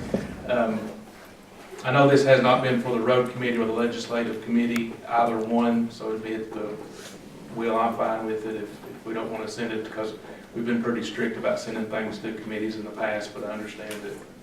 I don't think I don't think the last one we did for Commissioner Bacon did either. So whatever you want to do, though, Mr. Oh, that's fine with me. I just want to make sure that, I know sometimes we stick to that. So, any other questions or comments, Mr. East? That's who Mr. Bacon was to the commission, because you put it in. Mm-hmm. Thank Any other questions or comments on Resolution 12005? Seeing none, we'll record the vote. Resolution 12005 is adopted, and that will be forwarded on to the legislature through Mr. Woody. Resolution 12006, a resolution to request that Governor Lee be, by written notice, inform the resettlement agencies which maintain offices and operations in Tennessee that they may not place arriving refugees in non-consenting counties. Motion by Commissioner Hendrickson, second by Commissioner Meadows. Commissioner Hendrickson. I seen what Governor Lee is planning on doing, and I've had a lot of people here tonight say that we're scared, and it has nothing to do with that. I believe in taking care of my family first. I think it's 1 Timothy says, man needs to take care of his home. And I think us as elected officials need to take care of our community. And we have children that are going to school and going home from school hungry. They're home on the weekend hungry. We have vets living under bridges, other homeless people, and elderly that are trying to figure out each month how much food they can buy and still buy medication. And I believe we need to take care of them first. And so until we have anybody that's not hungry and not homeless and have to worry about their medication, then I believe we need to take care of them first, and that's all I have. Commissioner Meadows, you have the second. I agree in a lot of ways with Mr. Hendrickson. I'm not scared of immigrants, and I think the right way that they're brought, that they're allowed in is really good. But I look at just the economic side of it, and we have homelessness here, we have hunger, we have medical needs, inadequate school facilities, overcrowded jail. We have our own problems, and I just don't see that we honestly can afford any more stresses on our finances than what we have right now. And I think we need to get a better handle on what we have going on here before we can take on much more. That's all it boils down to. Commissioner Gann. Yes, I appreciate everybody who came, and there's a statement made early. Wish more folks would come to the commission meetings and speak. It really helps us as commissioners to know what people feel and what they think and how they believe. And it helps me. I don't know if it helps other folks, but it certainly is a help to me.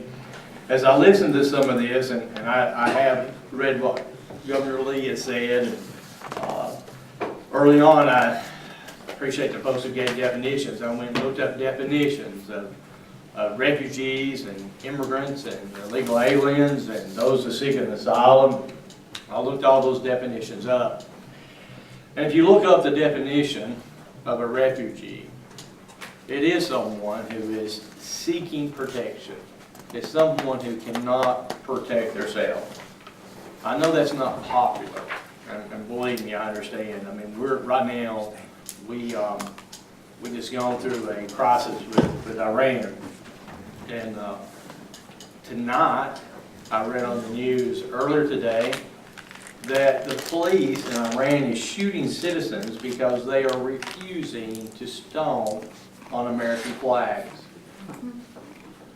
It isn't the citizens of that country that hates us. It's the leaders of that country that hates us. We're a free country. Every man and woman in this world seeks one thing: to be free. I mean, that's why we have the United States, is because they seek freedom. And so, in saying that, I don't know if anybody here knows a gentleman by the name of Gerhard Heinz. He's a German. In the early 40s, during the Second War, we had 11 German POW camps in the state of Tennessee. Several was in East Tennessee, one's in Crossville.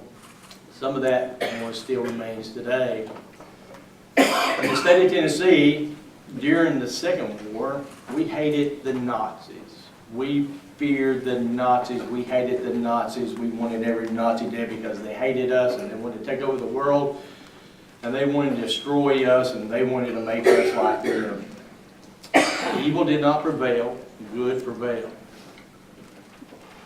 The Lord blessed us. Let me just clarify that. But anyway, they had camps. Those prisoners, when the war was over, they really didn't want to go back to Germany. There were several of those prisoners, several of them, who filed for refugee status, and some are still there. One went back to his country in Germany, was there for 5 years, and while he was there, he applied for citizenship for the United States. He said when he came back to the United States, he was granted it. He said, "I am home." He was home. He spent most of his life in the United States. He resided in Crossville. He was an outstanding citizen. Now, I know they are evil people that do evil things. I mean, they are good people that do bad things. So they are evil people who do evil things, and they are people who seek to kill us and destroy our democracy and wants the United States destroyed. But a refugee is someone who is being oppressed for religious or political views, not because they want to make us a Muslim.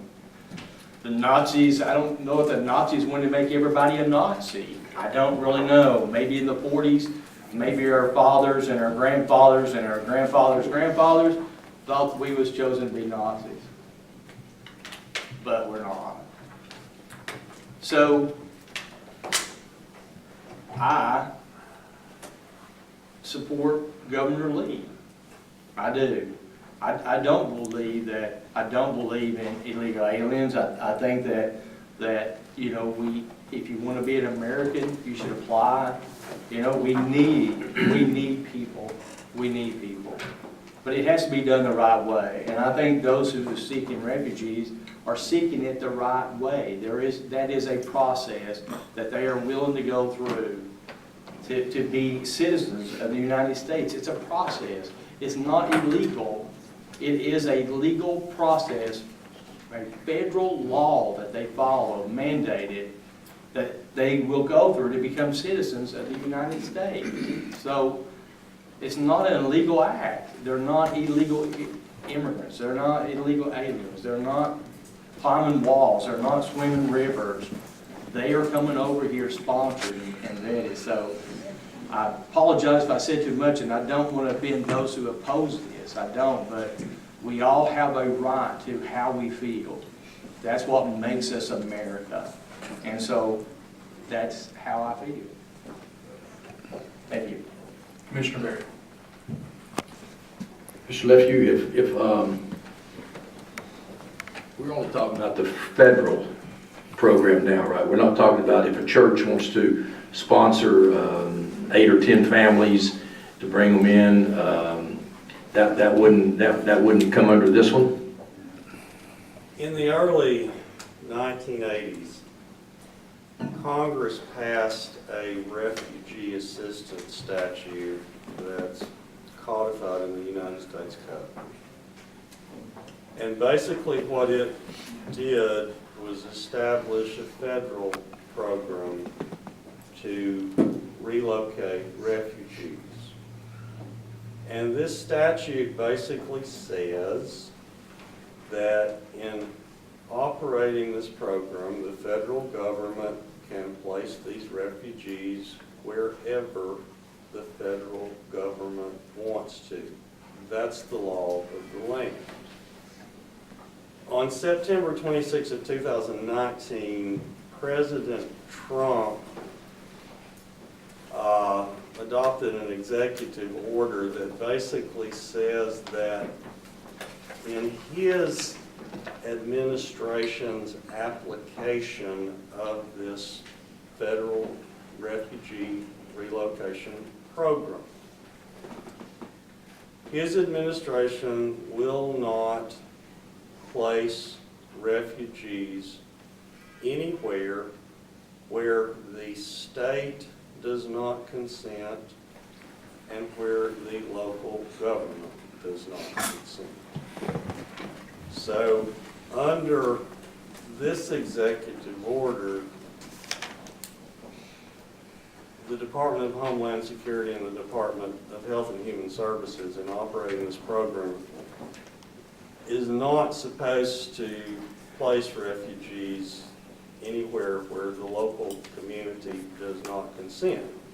Now, it just applies to the federal program. It doesn't apply to any private program that a church or a citizen may. So in this case, Governor Lee is saying on behalf of Tennesseans that he will allow the refugee program. But under this executive order that the president signed, you have to have both the consent of the state and the locality. Both of those. Both of them. So in essence then, our resolution is of no value. It's voided because if we don't, we would have to vote to take them, right? Not to keep them out, to take them. Under the executive order, the way that it is written, and I'll read this to you. It says, in particular, the process shall provide that if either a state or a locality has not provided consent to receive refugees under the program, then refugees should not be resettled within that state or locality unless the Secretary of State concludes, following consultation with the Secretary of Health and Human Services and the Secretary of Homeland Security, that failing to resettle refugees within that state or locality would be inconsistent with the policies and strategies established under the federal statute that I just told you. So basically, the intent of this is to require both the state and the locality to consent. Now, you know, I'm not going to say that your resolution is of no effect, because your resolution makes a statement on behalf of your body. But I can tell you that, first of all, your resolution has no effect on federal law, and it's a policy statement. And the intent of the executive order that Trump signed on September 26, 2019 is to not place refugees under this federal program in a locality that does not consent to refugees. So your resolution, if you adopt it, you're making a statement that you're not consenting, so you're putting that on the record, and you're making a policy statement as to how this body feels about this particular program.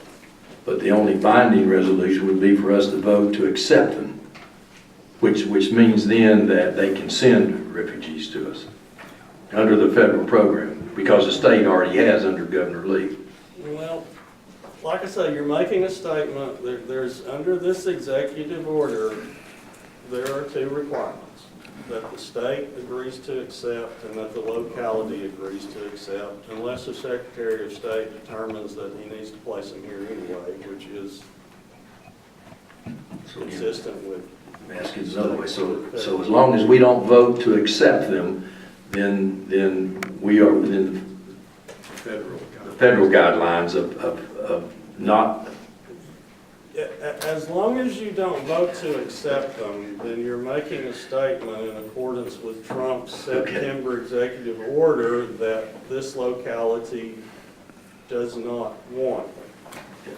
Now, having said that, there is a loophole under this executive order that says that if the Secretary of State determines that he needs to place them here, then he can still place them here, because you have a federal statute that says that he can place them here anyway. So, but you know, if you adopt this resolution, then you are making it known that you're not consenting to the program being implemented here. I guess I just hate to see again for something that really we don't really have to get involved in.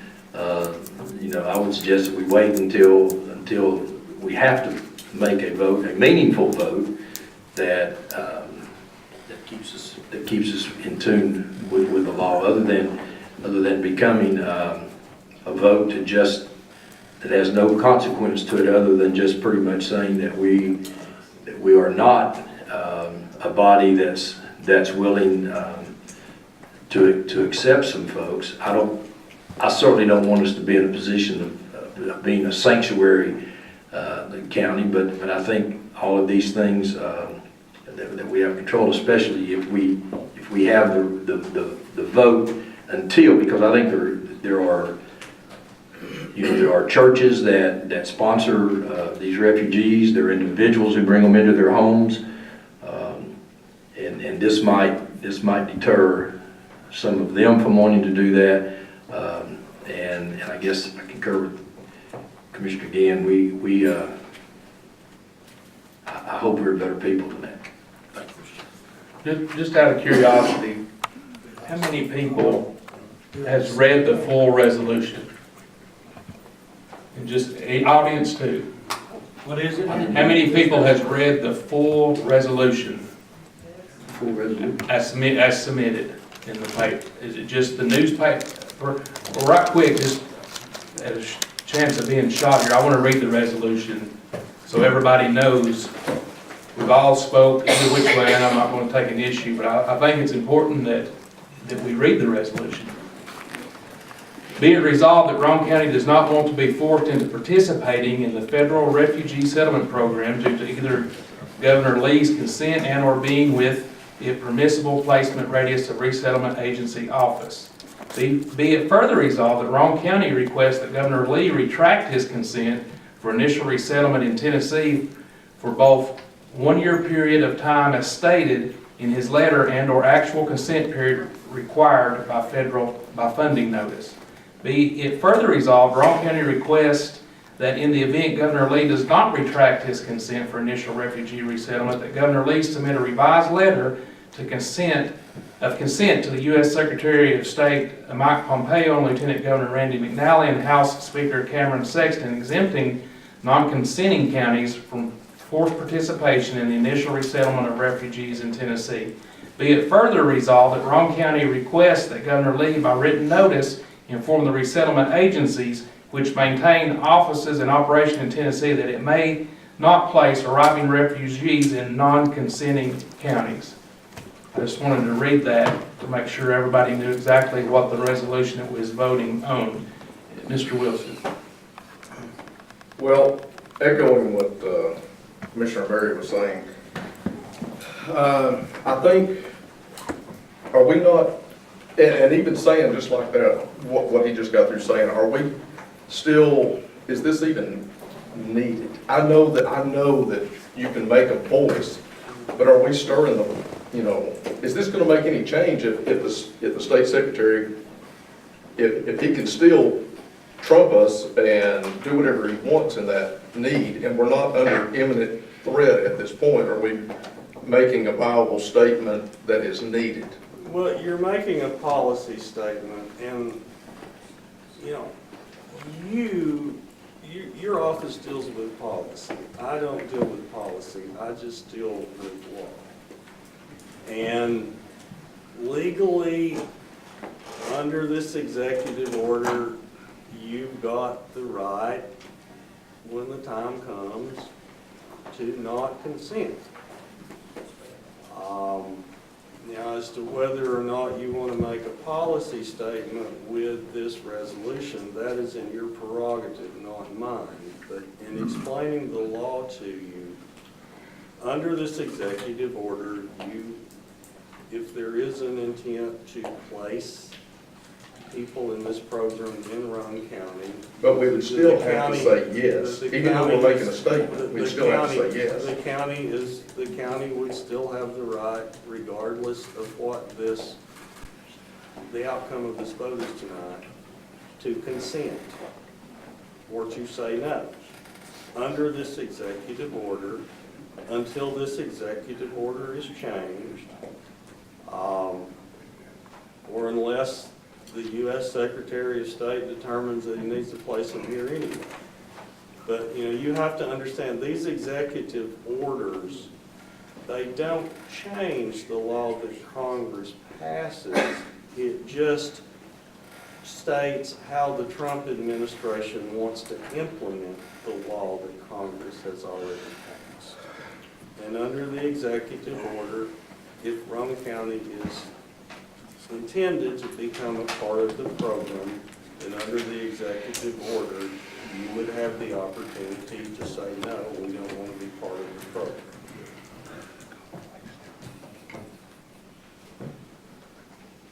Nothing further. Commissioner Hooks. Thank you, Mr. Chairman.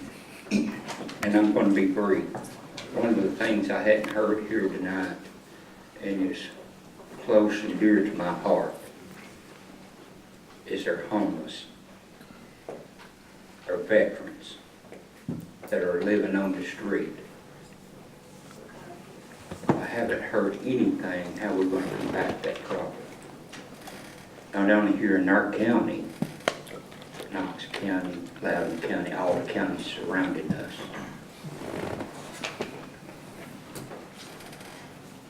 And it's not that I'm against anyone coming to this country. That's how our country was founded. But I think we have a moral obligation to those that are in our back door. And we never hear anything about that. It's even got to the point that it has consumed our larger cities. I'd like to echo something else that I heard tonight, is our elder, those that are on fixed income, those that may not have degrees, that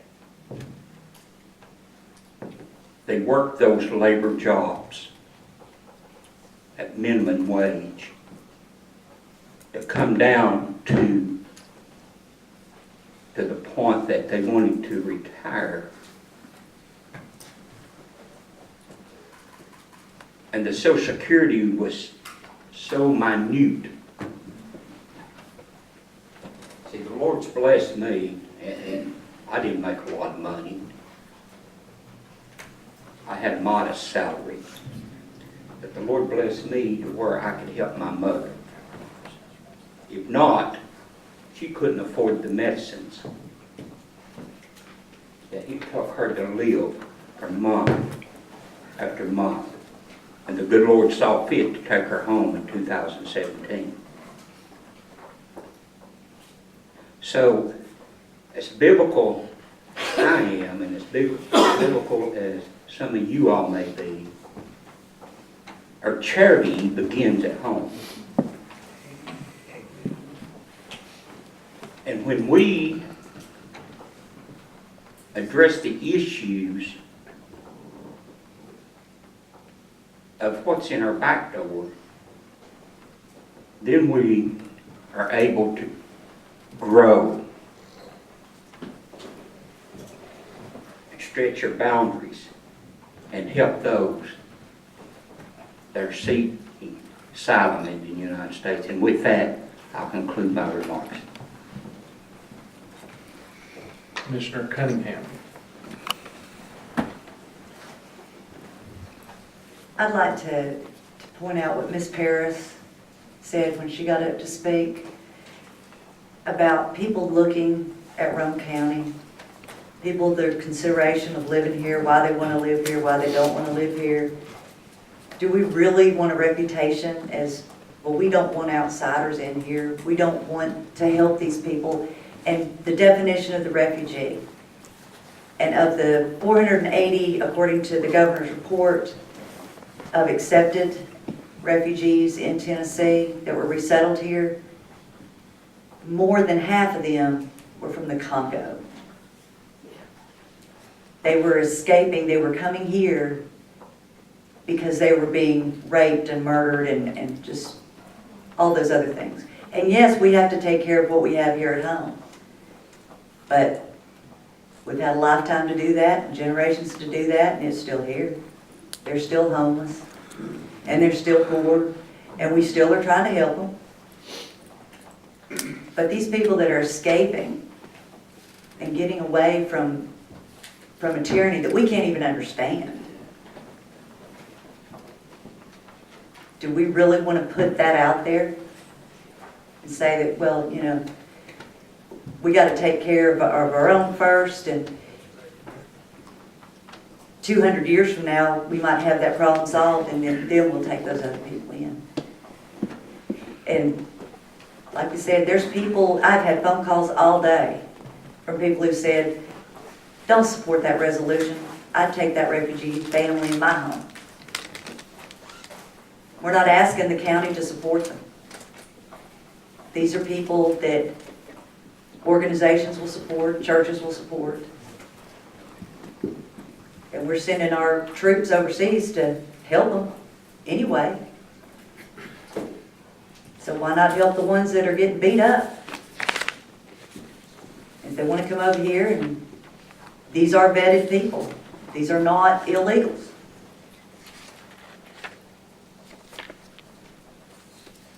I think it's a reputation thing that we need to really think about what Ms. Paris said. Thank you. Commissioner Hester.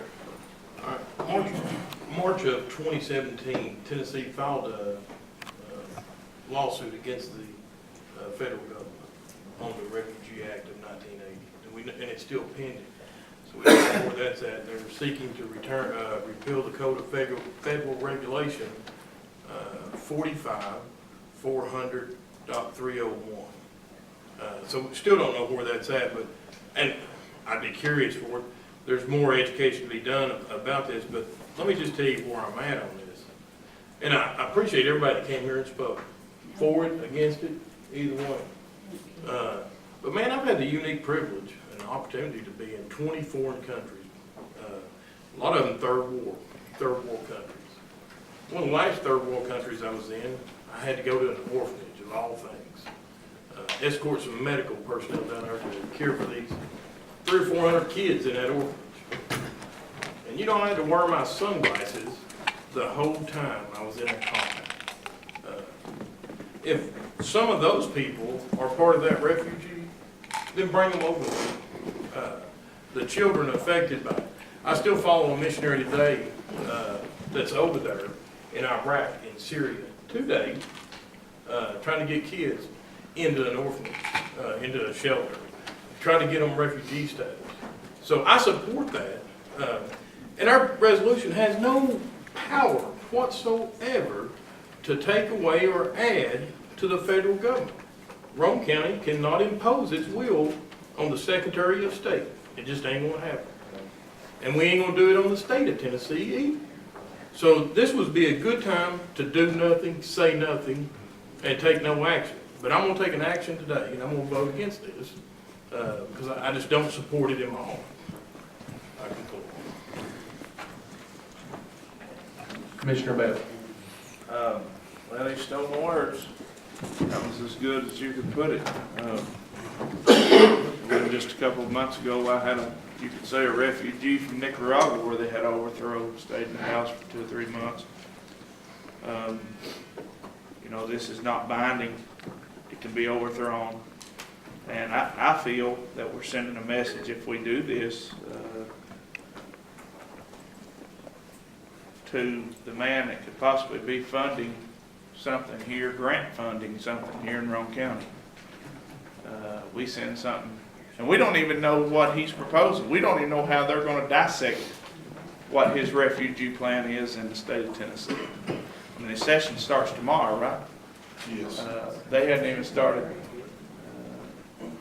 We don't even know what Tennessee's proposing. We don't even know what the governor wants to do with his. I think he's read it. If we take action, all we're doing is sending a message that we're not going to stand behind when we don't have to send that message right now. If there was something pending to hurt Roane County or its citizens, we still have the chance to put something up. But I hadn't been in that many countries. That's awesome. I hope to get to that many countries, but I've been Central America, a lot of Central America.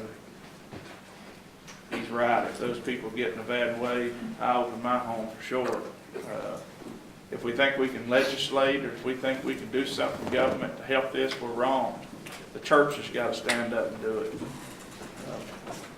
At the end of the day, that's what's failing is our church and our communities. We got to come together as a people to help these people, these homeless people.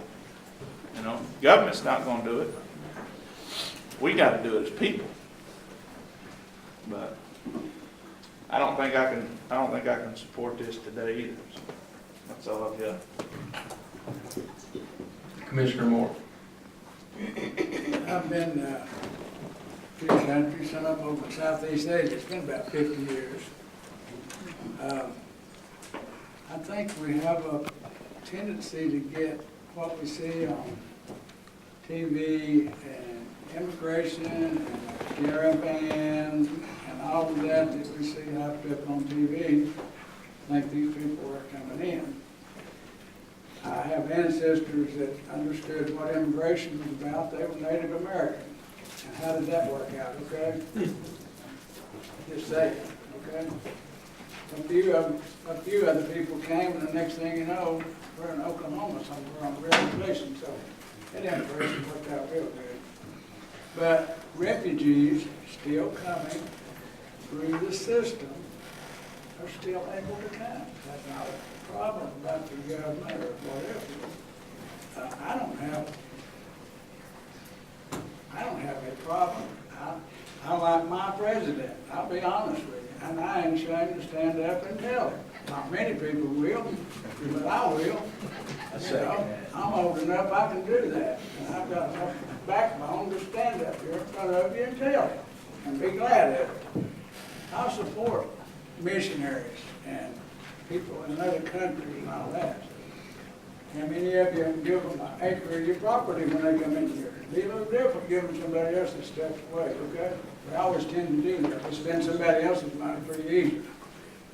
We don't do too well when it comes to our own. It's just that.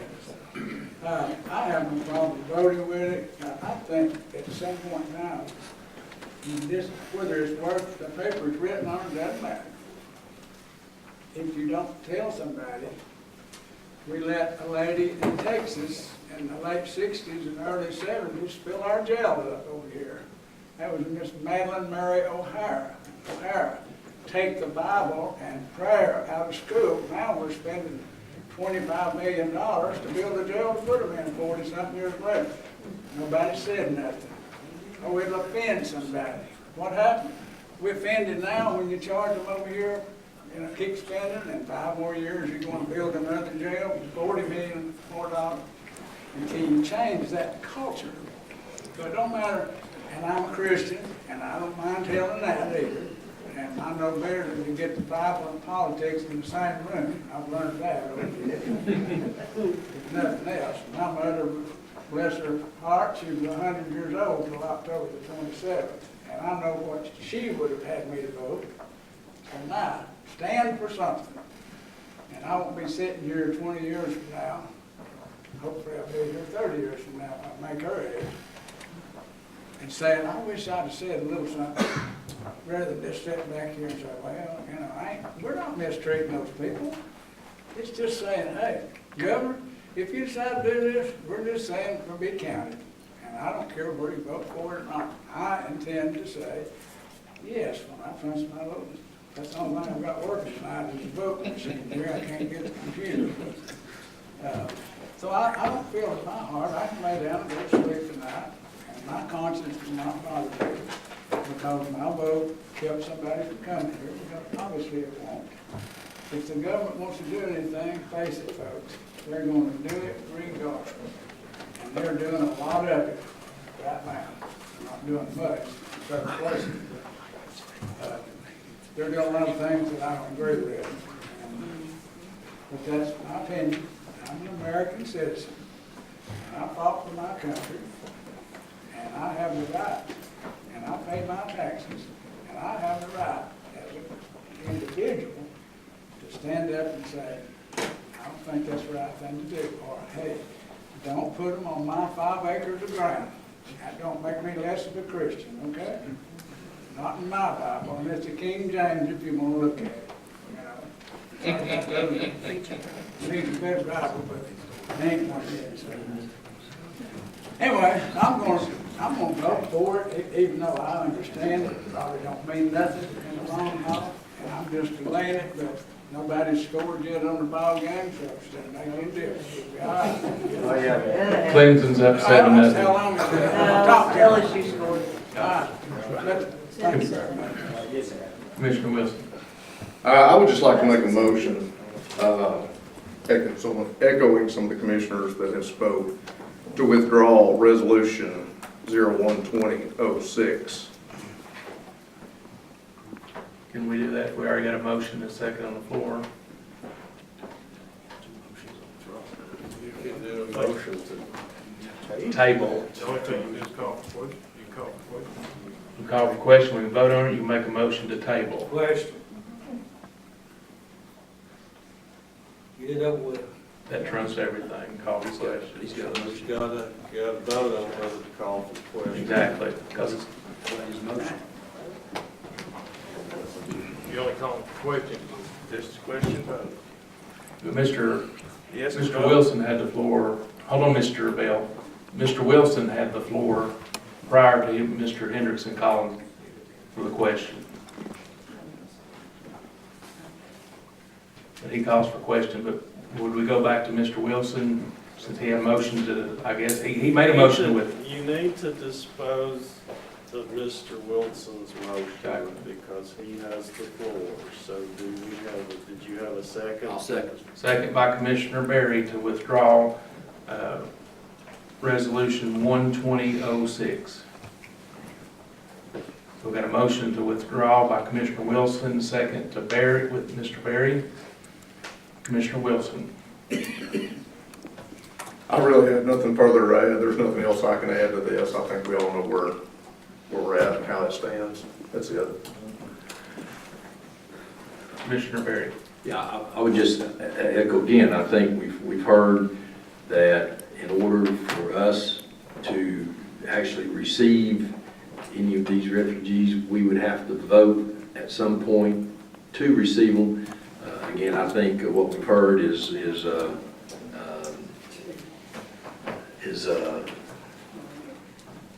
again, why subject ourselves to a decision that doesn't mean anything. Thank you. Commissioner Bell. So we got two motions on the floor. No, we right have now. one motion currently on the floor. That's a motion to withdraw by Commissioner Wilson and a second by Commissioner Berry. That trumped the motion for a second, first and a second. So we'll be voting on a motion to withdraw at the moment.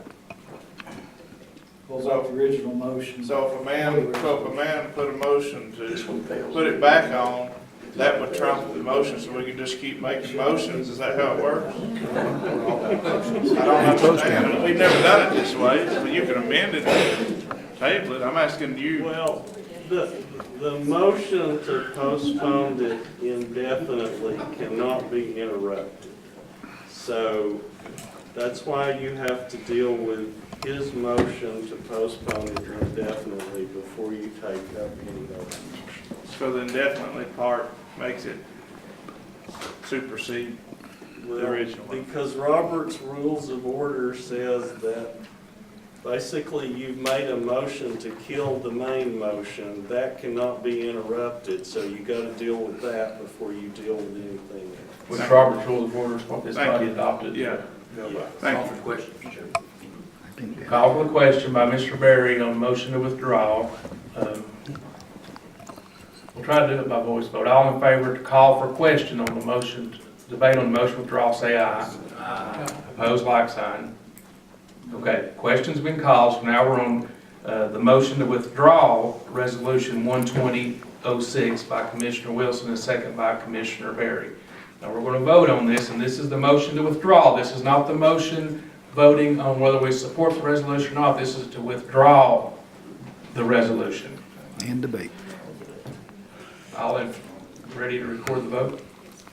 So yes is to withdraw. Yes to withdraw, no's to, we're back on the resolution.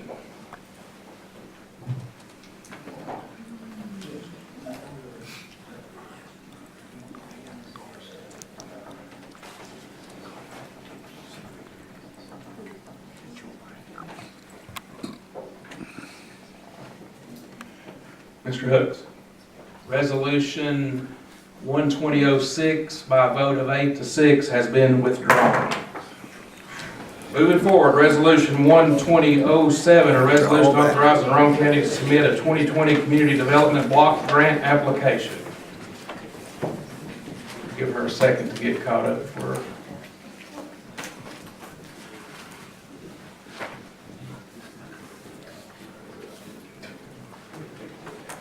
We send that to the governor. We've got a motion on Resolution 12007, Community Development Block Grant Application. Motion by Commissioner Meadows. Second by Commissioner Hooks. Commissioner Meadows. From what I understand, this is a block grant that will be through Roane County EMS, and if Mr. Suter would like to add to this,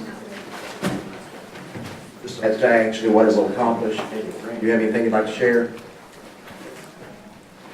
Mr. Suter, would you like to add anything to this? The CDBG grant would purchase ambulances for the ambulance department. So just to add a little bit to that, when we put our capital budgets together every year, we're trying to keep our ambulances on a rotation schedule. And as we put our capital budgets together, then we send them to Jamie Kennard, who's back there in the back also, to see if we can receive any grants for any of these items we have in our capital budget. So from that standpoint, this is, we buy ambulances every year, and if we can get a grant to pay for them, we want to try to get those grants. Commissioner Meadows. One thing I would like to go ahead and note that these have not gone through the OES committee. However, the grant needs to be filed next month, and for that reason, I'd like to ask that, well, they will be. Well, unless there's an objection, we don't have to go there. Okay, I just want to bring it out. Is that all, Mr. Meadows? That's all. Commissioner Hooks? I'm good. Commissioner Berry? I think this is pretty much an annual, that most of our community development grants have gone to buy ambulances. That's how we've turned our fleet over. Thank you, Mr. Chairman. Any other questions or comments on 12007, 2020 Community Development Block Grant Application? Seeing none, we'll record the vote.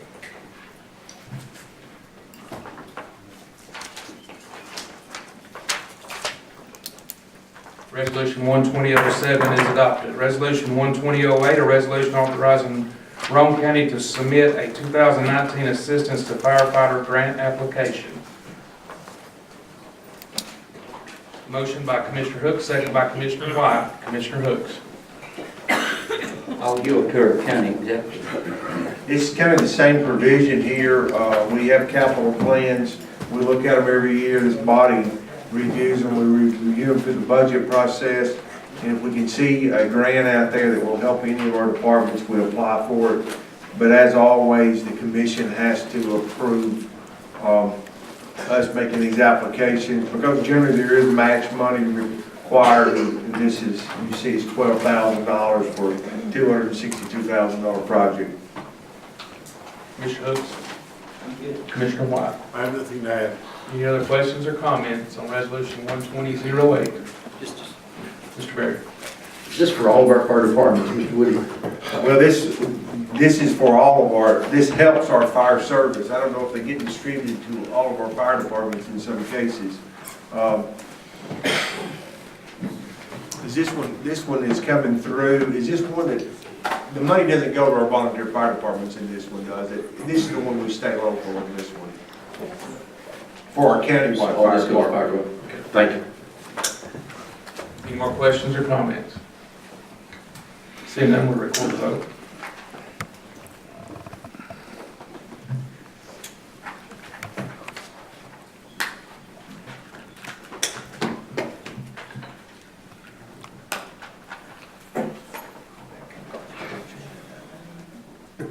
Resolution 12008 is adopted. Seeing nothing else on the agenda, I got a motion to adjourn by Commissioner Wilson, second by Commissioner Gann.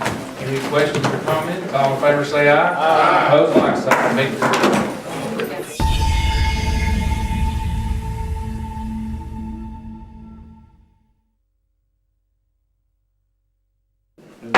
Now call the meeting to order.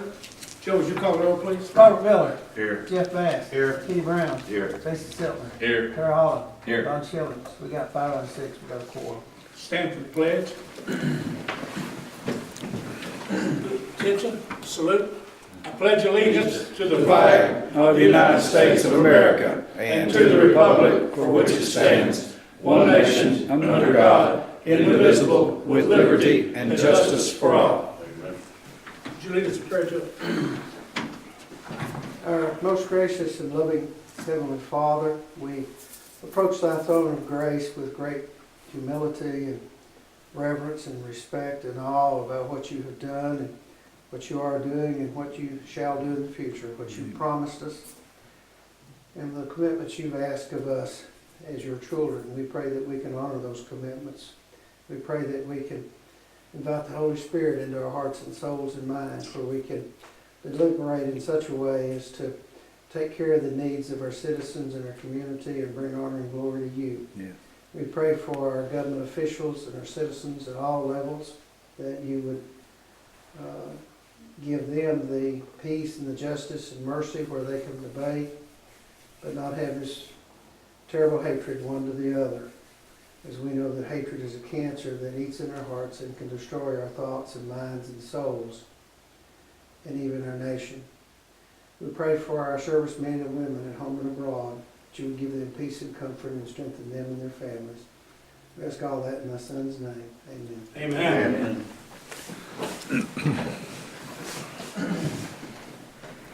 We need to approve the minutes from the last meeting. Has everyone had a chance to review those? I'll make a motion to approve the minutes from the last meeting. Got a motion, need a second? Second. Motion and a second. Any more discussion? Call the roll, please. Clark Miller, Yes. Jeff Bass, Yes. Kenny Brown, Yes. Stiltner, Yes. Terry Holland. Yes. Passed. Delegations from citizens. Any citizens have anything to bring forward? Yes, come forward, please. I know you. State your name and address, please. Bronson Woods, 110 Windrock Road. Okay, go ahead, Mr. Woods. Anytime I come to a meeting or somewhere and there's a pledge of allegiance and then there's prayer, I know I'm with my people, and that was really good to hear. Thanks, sir. Yeah, absolutely. So I'm at 110 Windrock Road, right there on the curve. I think most people know where the Ingrams used to live there. Well, that's where I live now. On the right side of my driveway, I have about 2 acres that's flat right there at road frontage. Behind that 2 acres, there's a row of trees and there's another little bit of property.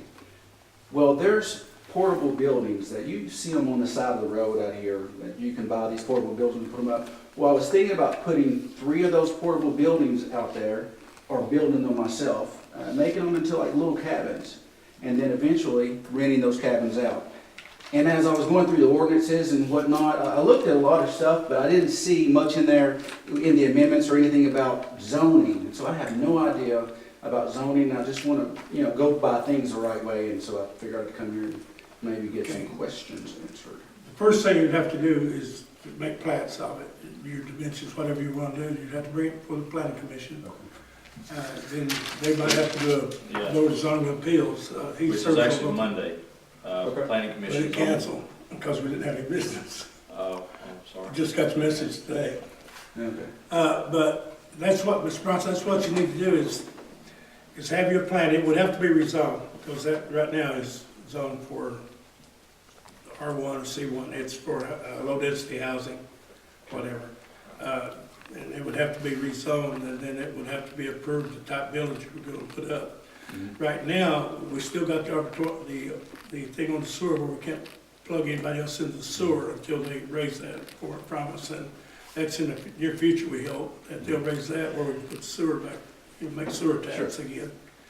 But if you'll come down and we'll go over everything with you and list it, see what you need. And Yeah, so I need to get plots made or just a blueprint. Is that what it is? well, you can make one like that, but when it comes down to the time you're going to do it, I would have to survey, blocked off, subdivide it in the individual, unless you're going, because you can't call it a park. You got to have so many units, like a trailer park. It has to have minimum 12 units to start out with. Yeah, don't want to do that. And so we might have to get with some expertise with our planners, that state furnish it. Well, we pay for them, but we have a planner that goes into all that stuff in depth and get him with you. Okay. And make sure we don't have any, start out right. That's the important thing. Yeah, we just had a situation with Coker Real Estate, Scott Coker, Eric Coker, Mr. Coker. We did it very backwards. But anyways, we like to get it right the first time on the front end. Yeah. Come to the planning commission. Dan Hawk is the gentleman who is the planner. I talked to him. He's the one that told me. Yes, and so, and usually, well, Mayor informed me that the planning commission has been canceled for this coming Monday, but the next one that comes up, get with Mr. Hawk and okay. It's always a third Monday. Yes, okay. And get it on the agenda, and we'll review everything, tell you every step you need to take, and Do I need to bring, is there any work that I need to do before that meeting? I would have it proposed. yes. Proposed, even if it's a pencil drawing, I'd have it proposed what you proposed to it. Okay. You should get your land Subdivided. surveyed or surveyed, or like a blueprint or Deed. I forgot the language. Google map.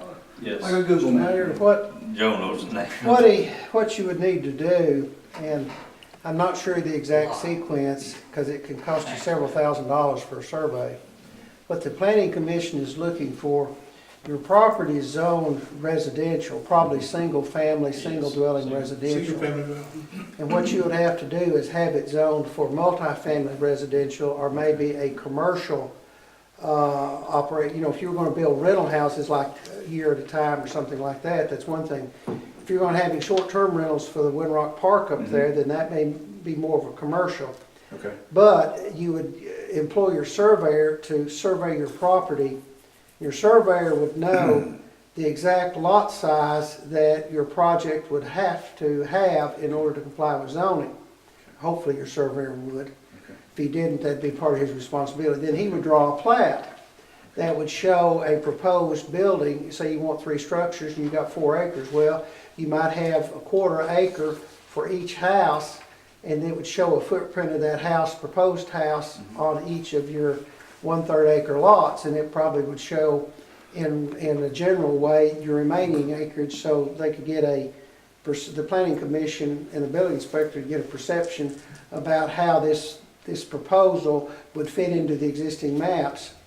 And see, on top of that, even if you had that done today, there's a moratorium put on our sewer system by the Tennessee Department of Environment and Conservation, TDEC. It says we can't have any more sewer taps. And so you may be 6 months or a year waiting on a sewer tap. And so if you spend $2,000 or $3,000 over the next 30 days, and you can't get a sewer tap, you spent $2,000 or $3,000 for a map, that may or may not be appropriate a year or 2 years from now when we get the sewer taps in. You also need to know that there's parking requirements, and you know, you can have 1 bedroom or 2 bedrooms or ever how many people you're going to have facilities available, and see, all that would be factored in to your survey and your building permits that you would issue. And then once you have completed this, and the Planning Commission or the Board of Zoning Appeals or both have approved that, building inspector gives you a building permit, then you start turning dirt. Okay. And see, that could take 6 months and several $1,000s of survey cost. And the downside is that if you didn't get approved, you spent several $1,000s and a bunch of time. Yeah.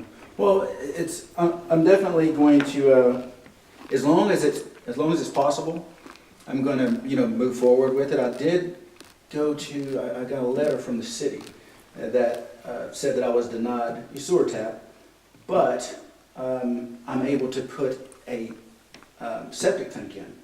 You are. So I think I'll be okay there. But as far as the The survey, city authorized you, the health department authorized you to put in a septic tank and drain field. You gotta go to the health department for that. Yeah. So Well, see, for a septic tank and drain field, depending on how many bedrooms you have, it has to perk. And I assume that property would perk, but I'm kind of surprised because if there's a sewer line within a reasonable distance that's got the appropriate grade, they won't give you permission. They right now they will, as long as you're under a moratorium. Yeah. As long as you're what? As long as you're under a moratorium that you cannot hook this sewer, but you have to have the health department approve that plat for that. And doing that, they'll perk it. They'll come up and have a guy dig a hole 18 inches deep, and they'll time how much, fill it with water, see how long it takes. Yeah. You're also in a little wetland there, a little flood zone, so. Yeah, Don Lachey was the, I don't know if you guys know or not, but he came out and perked it last week. And so there is a spot that'll work there. But you probably have to have a septic tank and drain field for each See, I don't building. know that yet. Yeah. I don't know. Because see, if you have 3 one-bedroom units, you have to have a certain size septic tank and a certain distance fill line that has to perk and has to fit into your subdivision plan. And see, I don't know whether you need 3, in my example, 3 1/3 acre lots or 1 large lot that's got 3 structures on it. I don't You know might either. possibly tie it together in one drain field and septic tank. That'd certainly be least expensive, but the health department may control that. Yeah, and that's fine. I'm not there yet. I think the most important thing was to to get here with you guys and get some insight, just to see which direction I need to go. And it sounds like get a plot together and come to the meeting is the first. There'll be setback distance between them, et cetera. Yes. The one out here on the highway on the right, that was put in without proper approval. Where he's got all the little outbuildings, On the right, on the right, talking about. Right with the Mexican restaurant on this side. Oh, yeah, okay. All those outbuildings they use as free yard sales. Yeah. He's not supposed to have but one, for instance. Oh, With, okay. with qualifications for the planning commission, he can have up to 3, but he can't have just one on the initial thing. Okay. But those are not examples, they can't be that close, for instance. Yeah, right, okay. Of course, now, like, they don't have to be as far apart as Windrocks either, because that's what they are, they're a park that's spread out, you know. Yeah. But there is setback requirements and all of it from building to building, and it's not that bad, you got plenty of room. You're thinking more like a nightly thing, aren't you? Yes, weekend, that's it. Just on the weekends. Classify something else too. Well, that's still gonna throw us into another overnight thing we're running, Yeah. we don't have any procedures. Yeah, we're working on it in the planning commission. I'm gonna work with you. I'll, like I said, I'll, you know, do the things that I need to do to, you know, get a Google map, and just put some stuff together, and then come to the meeting, and then I'll go to a survey maybe or something. Yeah. Just get some information. Get ahold of Dan Hawk, Yeah. and he'll tell me when that meeting I is. got his numbers and stuff, if you need them, just third Monday of the month, so it'll be the third Monday next month. All right, sounds good. That's what I needed, folks. Thank you, Bronson. Thank you so much. See you. Thank you. Okay, any other citizens or anyone in the audience want to speak? Okay, we don't have that many in the audience, do we? Mr. Mayor? Yes, sir. We got the flyer, the Mamie Carmichael School Organization will have a Soul Food Sunday on Sunday, February 9th, 2020, from 12 p.m. to 3 p.m. at the DAV building on Kingston Avenue. They've got a menu. Of course, last year it was real good. The plates are $20 per adult, and as I can recall, is all you could eat. $10 for the child ages 4 through 11, and children 3 and under eat free. And I'm sure if Julia Daniels were here, she would encourage everybody to come. I came last year and the year before. Some of you have been there. And I'm sure you'd echo the thought that if they're not serving it, you don't need to eat it, because they had a huge menu for Well your worth the money. dinner, and they had a huge menu for dessert. They had breads and they had drinks, and it's worth. And you better come early because there'll be a big crowd. And it's for a good cause, it's a fundraiser, and it's, every penny they get goes back into the Carmichael group, Mamie Carmichael School Group and organization, and it's a good meal. And you can order it and pick it up, or you can eat in place. Did she put a phone number on that, Joe? I'm looking, I don't see one. I don't either. How we gonna pick it up? I guess I can give her phone number out next time. We'll have another meeting before that date. Okay, is that all you have on the reading? Oh, yeah, I just want to make sure that we, Copy of this will be on the board out here in front or on the, by the Water Department. and maybe Dudley With can the put it menu. on his TV. Yeah, did you get a copy? There's one up there, okay. Yeah, we'll get it. Thank you, Joe. Is that it, that covered from the audience? Thank you for that update for them, Joe. Okay, I'm gonna update a few things. The restroom and concession stand building at the park is going well. Our biggest holdup right now is the brick masons, and trying to get a brick mason right now is almost near impossible. I've tried all afternoon, and Thomas thought we had it set up before he went on the cruise. Evidently, that didn't work out, and the electrical is ready for inspection. We got to put the ceiling in the overhang on the porch, whatever you want to call that, and the brick, and we'll be well on our way in backfill, and that thing should be open in a while if we get brick. That won't be long at all. The other thing was we want to continue to ask for grace and mercy on our leaf pickup, et cetera. With the weather being like it is, we might be some people out there that still don't have leaf pickup because the vacuum won't work with wet leaves very good.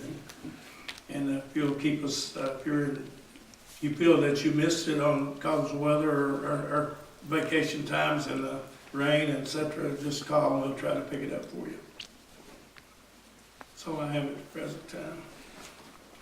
City manager's report is similar to what I just gave. It has nothing to do with the water. This is not a water board meeting, but the people that's lining our sewer is out of town now, so we shouldn't have as much mess in the roads and the yards as we've been having with those trucks. things, so we were just working on our lift stations now, then we'll be through the sewer for a while, I hope. And I think that's probably what he would have touched on, and if anybody knows of a brick mason, or if anybody sees this on TV Saturday morning and you're interested in laying some bricks, contact us. I don't know, having 1,000 bricks there, or 4,000 or 5,000, I guess. But it's not a large building, but we would consider hiring it, especially if we can get the building marked where we can continue working. Right now, we can't do some of the work because we don't have the brick mark for the ceiling that goes on the outside. Okay, Mr. Miller. Yes, sir. I spoke to someone at the Roane County Zoning Office last week about this mess out here at Melhorns, and they informed me that that is our issue because it is a code violation for the city, not for the, not for them. The young lady down there at the desk. Oh, at Kingston. Yeah, and she said that someone called her and she didn't get the name, but she is pretty sure that that property is in the process of being sold. She gave me the number. It's a crossful number that if I wanted to call, I will give that number to you tomorrow. But they called inquiring on the property and stuff. But she said that anything to be issued as far as citations, it was through our codes guy to issue citations for all that stuff sitting down there. She said all that Glenn and them would issue citations for is if it was an unsafe structure. Well, I think we've mentioned once before, we called TDEC, or not TDEC, environmental, which TDEC is involved in also, but they looked at it once and said that no foul, no harm, no foul, whatever.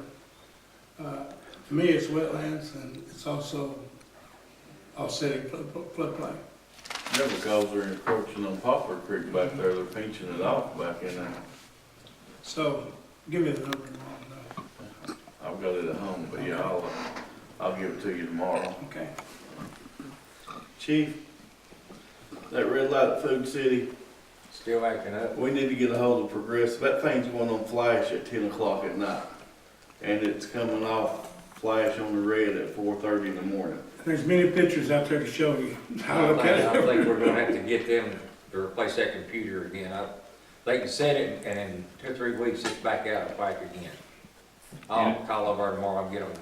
It also changes when there's no side traffic, like there should be no reason it turns red, but nobody's, I would think, so that's off too. Now, it turn red unless it's on constant flash for those at night.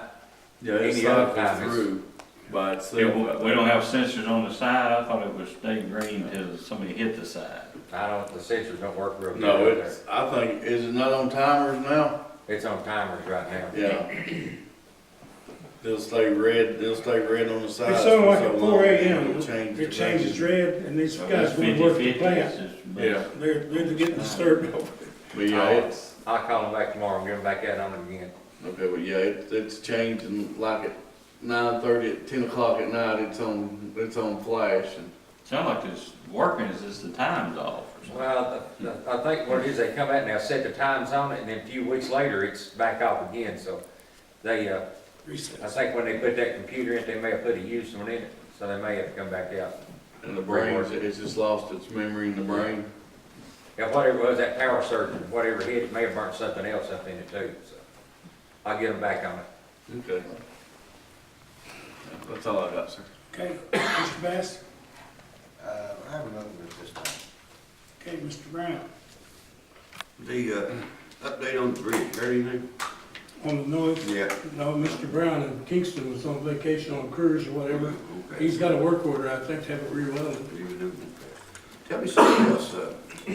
I just curious, you know, a gentleman a while back come into us with the Hamilton prisoners, wanting more money. And I'm just curious, what does he do when we have bad weather like we've had in the last several months? Does he not work at all? He does work on, sometimes he comes and works on equipment. But he don't have no 40-hour week. No, he works 5 days a week except the holidays. Where does he work 5 days a week at? Well, he's got the inmates 5 days a week. Well, I don't think I've seen them 5 days a week this time of year. Yeah, they're here. They're here 5 days a week. Yeah. I'm just curious to know, because when he comes back and wants another contract and want more money, that we say, well, you don't work a full schedule. How we base it to say that you're gonna want more money? Are we gonna pay you more money Well, and you don't work a 40-hour week? You hadn't seen them, even during the rain, they've been trying to get leaves and stuff picked up. So I'm not sure I see them every morning, bring them in, I see them take them out in the evenings. I don't see them every hour during the day. Yeah, well, but I'm just saying, is that some kind of schedule that we could show us to where he's, getting them, bringing them out here and stuff? I mean. Well, they got us, prison's got the schedule, they'll show us sign out, sign in on them. Yeah, I understand We can too. But as I'm telling you now, he took 1 day off for the holidays because they were off for the holidays. Right, I understand this time of year though, that, if we get bad weather, I don't think they're gonna be out here working, are they? They work in the shop, they work anywhere they can, just like the people in Long Crew that's working on this building. In the rain, they couldn't work outside until they got dried in. Yeah, I understand that part of it. So they went to DAV and worked, for instance. Even inside work we had, they would stay in Oliver Springs, because once they go back, we lose them. Yeah. And if we start turning these guys back in, we lose them. So they're here. Well, They're here. that's what I'd like to see, something if we could show us a schedule. Okay. I mean, because I'd like to see him get more money, but I'd like to see also where he shows me that he's working. I mean, I work a 40-hour week in my life, and for he's here, and they're usually doing something. They're in the shop or working on the lawnmowers or cleaning them up or sharpening blades or doing shelving. That's something I'd like you to put together, Sure. the city manager put We can together. do it. We can do that. And show us a little more, I can do that. And I know he works, and I know he does good, but it would help us when he want more money, and I'm sure when he comes back to his next contract, that he will want more. We'll get it. Okay, all right. Anything else? That's all I got. Okay. Mr. Stiltner. Yeah, Mr. Best, the pothole got fixed, did Yes. it not? I thought it did. Yes, I wasn't gonna say nothing about it yesterday. Yes. They paved it up, it's really nice, they put the asphalt in it. It really is. And it saves, I've Yes. heard no more complaints. Yeah, well, I tested it out last night and I thought, I didn't fall 2 feet in the hole. So, that was very Can I nice. go get my truck fixed? No. So, but, Mayor, I would like to just take a minute and recognize 3 local high school football players who made the all-state team. So I'd like to just read a little clip from the Roane County News. The accolades keep coming for Roane County